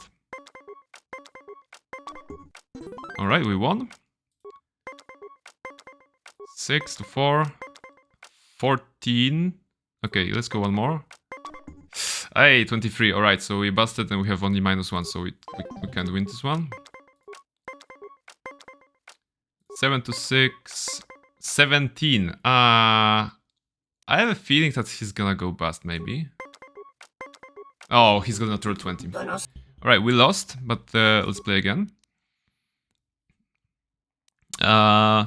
Oh yeah, I didn't clarify those yellow cards. This card, for example, flips all positive 2s and 4s that you have to play in play to negative. Okay, so I was actually not explaining it correctly. It doesn't change the value of the 2s and 4s on the card. It changes like the positive 2s and 4s into negative 2s and 4s. So it's like a way to do something interesting, but it's really not. I mean, for me, it was never really working like that. So I just want to play with those normal cards. All right, we need to win with him to finish his quest and become the Grand Champion. 15. Okay, let's use one card to just go with 15. With 20. Okay. He stopped at 18. This is a good sign. 16. We could go for 19 and win instantly, or we can try to get there naturally. Ooh, 25. Oh, we're losing. I don't like that. Okay. 12 to 12. 16. Okay, let's go with the natural 20. I mean, not natural 20, but a 20. Aha, you didn't have your -6 this time. Okay, 16 to 16. If we get... Alright, he lost this one. The best way to win this game is when your opponent loses this game first. They have a 20. Okay. 18. We can go with 5, 6, or 2. 2! Nice. Very nice. 20 to 20. It's tight. 6 to 4. 16 to 14. Let's go one more. Oh, we win this one. Nice. Congratulations. Let's play again. That was a second victory over him. And the third game in total. So... we just want to do it so that we can finish this quest. Oh, what's that? 21? No. We can go with 20. Nice. We win the first set. He has a natural 20. We're climbing from 20 to 22. Yeah, okay, we're gonna have to lose this one because we don't want to use any cards. 11 to 5. 21. Oh, okay. Well, with 21, we can only go to 18 and stand. That's the best we can do, probably. Oh, he got a 20. He has 2 victories. We have 1. He already has a 20. 11, so we can only tie here. Probably gonna... Yeah, we're gonna go bust. Okay, we lost this one. Let's play again.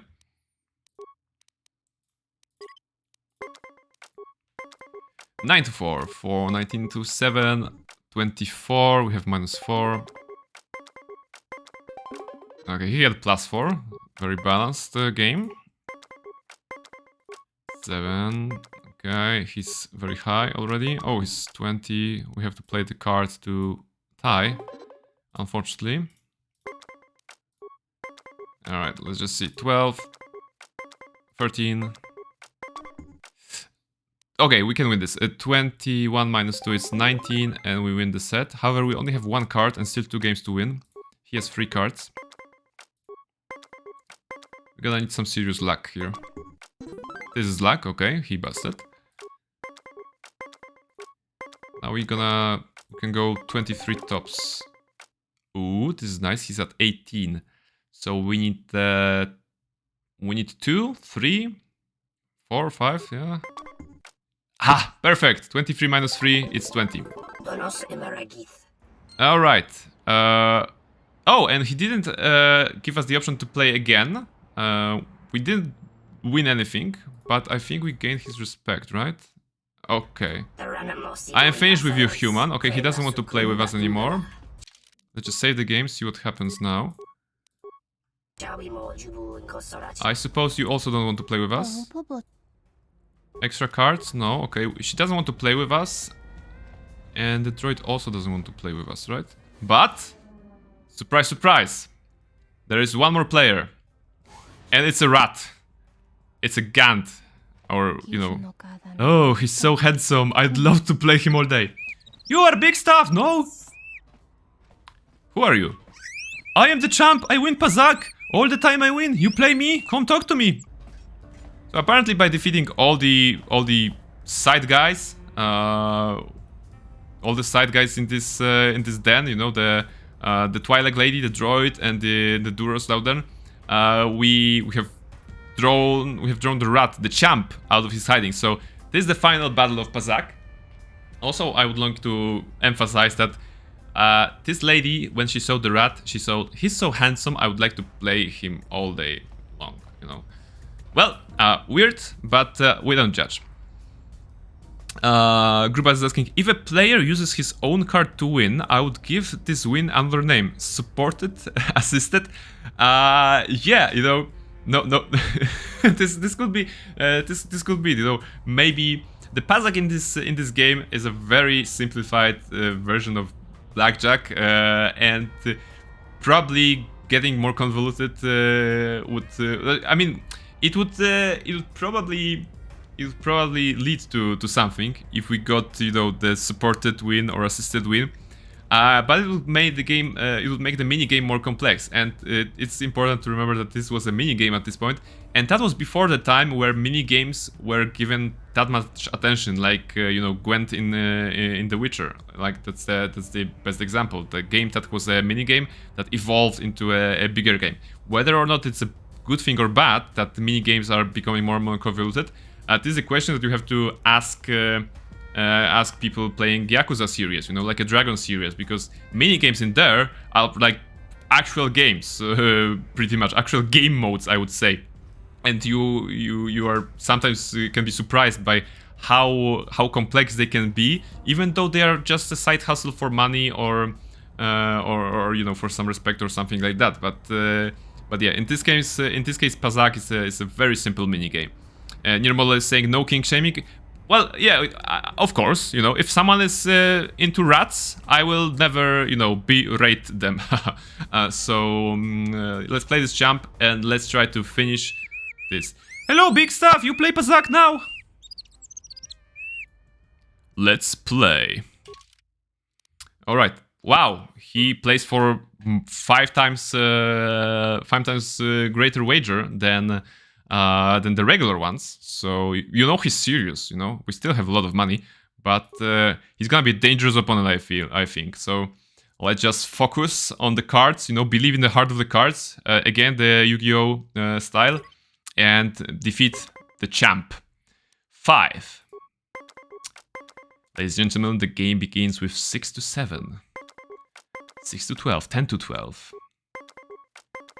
16 to 15. We are already in the end game of the first round. And let's see, can we go +3? We probably shouldn't. We have a lot of negatives, so we can climb a bit more. He has 20. We have 23. We have to play -3. Fortunately, we have a double. We have two -3s on this one. And the set is tied. We have both players have used 1 card, ladies and gentlemen. 8 to 1. 11 to 6. Barnabas is climbing at a much higher rate than his opponent. 15 to 16. The champ has busted, giving this victory to Barnabas. Barnabas is leading with 1 victory. 7 to 10. 17. Barnabas, with just 2 cards, have gotten into 17 and can now play a +3 card to get to a 20. But will he do so? He will. Alright, the champ has managed to get a 20 without using any cards. He's 1 card in the lead, but 1 set in the back when it comes to winning. 15 to 14. Players are at a very dangerous position because from 15 and 14 anything can happen. The 1 or 2 will change nothing, but getting a 6 or a 7 will cause them to go bust and ruin their chances for winning. Barnabas is a hardcore player, so he's gonna risk it. And he's gonna try to go to 20. He has gotten 24 and his opponent has gotten an 18. His opponent, the rat, the champ, is looking at him as Barnabas is fiddling with his cards in his hand and unfortunately Barnabas has no card that could save him right now. He has to stand at this point and admit that his opponent is winning this set. 13 to 3. 15 to 11. The champ is at 20, having used 3rd card, and with this one 17, we have to play 19. Oh, this is terrible. With 19, we can either get 1 or 4 or 3, and this will all result in a tie. 28, what? 28 to 20, no. Okay, we lost this one. But we are 1 card in the lead. So if he can use this card during this game, for example, then he'll be at the mercy of the numbers for the rest of the game, while we will not be. So let's hope he will just not use it. I mean, that he will. Oh, he's ended at... Wow, he ended at 16. Interesting. What? Ladies and gentlemen, the champ is going to a weird strategy because with 16, he's 4 points away from 20. Barnabas has still cards to play and cards to draw. So maybe from 14 he can get to at least 17. He already has +2 on his hand, which would cause a tie. So he's gonna probably play a card again and see what is this? 16. Okay. So I can go +2 and it causes me a win. Or I can risk and it potentially causes me to lose. So I'm not gonna risk it. Let's go with +2. It's a safe option. It's not the most beautiful option because for the next game we're gonna have -3. But we win the set. Alright, we both have 1 card. Now we can go with 20, 21, 22, 23, right? Let's go with 23 and play the card to finish the game. 15. Okay, let's go with 8. Please give me an 8. It's a 4. That's half of what I asked. Please give me another 4. Is it possible? It's probably not. No, Barnabas will do the smart thing. He's gonna stand. Unless his opponent can go to natural 20. Yeah, okay, let's try to count on his lack of luck instead of our own luck and predict that he will go overboard. Yeah, alright, it worked. I mean, for a moment I was confused because the cards appear so fast. But we have defeated the champ. A first try. That was the first try. You know, no loading save. The champ lost. This is not right. Play again. I'll be going now. Because we have... you have managed to defeat the top ranked players and succeed in drawing the champ out of retirement. Oh, so to finish the quest you have to do more? Come on. How many times do we need to do it? I don't know. It's late. I don't want to keep you guys here. many times beat the champ. KotOR 2.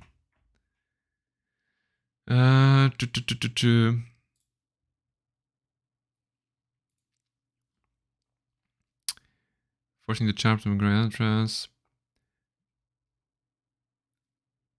Was able to beat the champ at 3 consecutive PASAC matches after the third one. And after the third one. Okay, so apparently we need to do 3 in a row. Save game.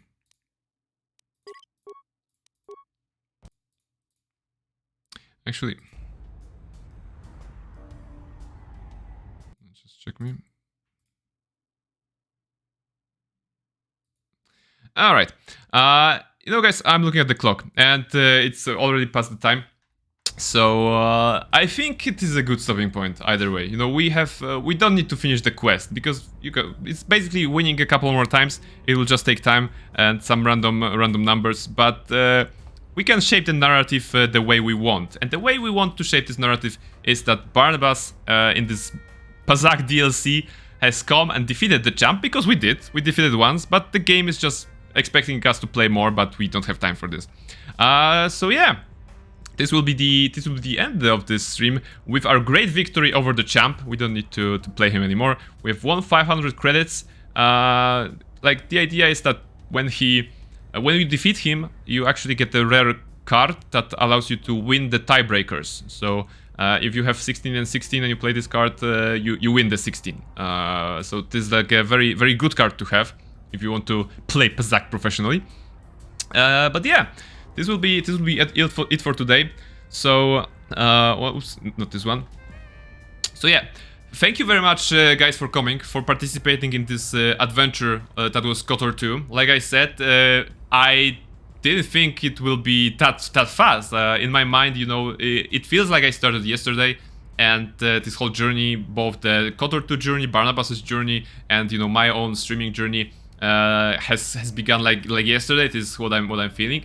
And I want more, so I promise that I'm gonna stream some more, because I find great joy in that, you know, in interacting with you guys, in showing you some content, in discovering the content, you know, getting a laugh or two, and you know, maybe providing some useful information about the game, and of course sharing the excitement of the games. But this is what drives me here, just discovering those games again and sharing the old-timey good ones that I liked. I want to thank everyone at this point who have supported me throughout the stream. There's a whole board of people here that have you know, followed me during this part. There are many people who have discovered me during the stream. I of course also want to thank my friends who I know personally, because this stream is also built upon you who are here. So the people who are here, so Near Model, Grubas, but also Esgal Ruin, also Gulher the Trickster, Nighty Night Sky. There was Sharelia, there was Tony Har, there was Zoratsu. Who else do I have here on the board? You know, many people have contributed. You know, there's like a credits part of the stream. So thank you very much. I'm very grateful that I could interest you guys in KotOR 2. Right now you don't have to play it, you know, now that you have it on stream, or if you so desire, you can get the game yourself and you know, write your own story for your own character, with lightsaber, with space magic, and you know, with those wonderful characters that are here. We haven't discovered all the backstories of the characters because that would involve a lot of dialogues, but I hope I could at least showcase them and present them for what they are. So yeah. Gruba is saying, great time, nice job, thanks for this evening, and your model is writing an emote, but I don't have eyes. Wait, what is this? What is this?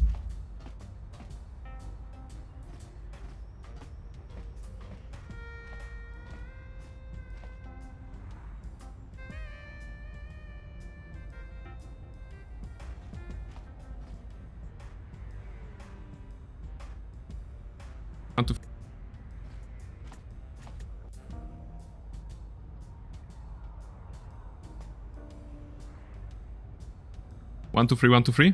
How about now? Yeah, I think now it's working. Yeah, sometimes when I move it, it just I just turn it off. So yeah, I was just saying that it says well played, and I needed to look closer to my thingy here, to my screen, because the letters on the emote are so small. But yeah, thank you very much. It was definitely a great play. I enjoyed it greatly. I hope you also enjoyed it.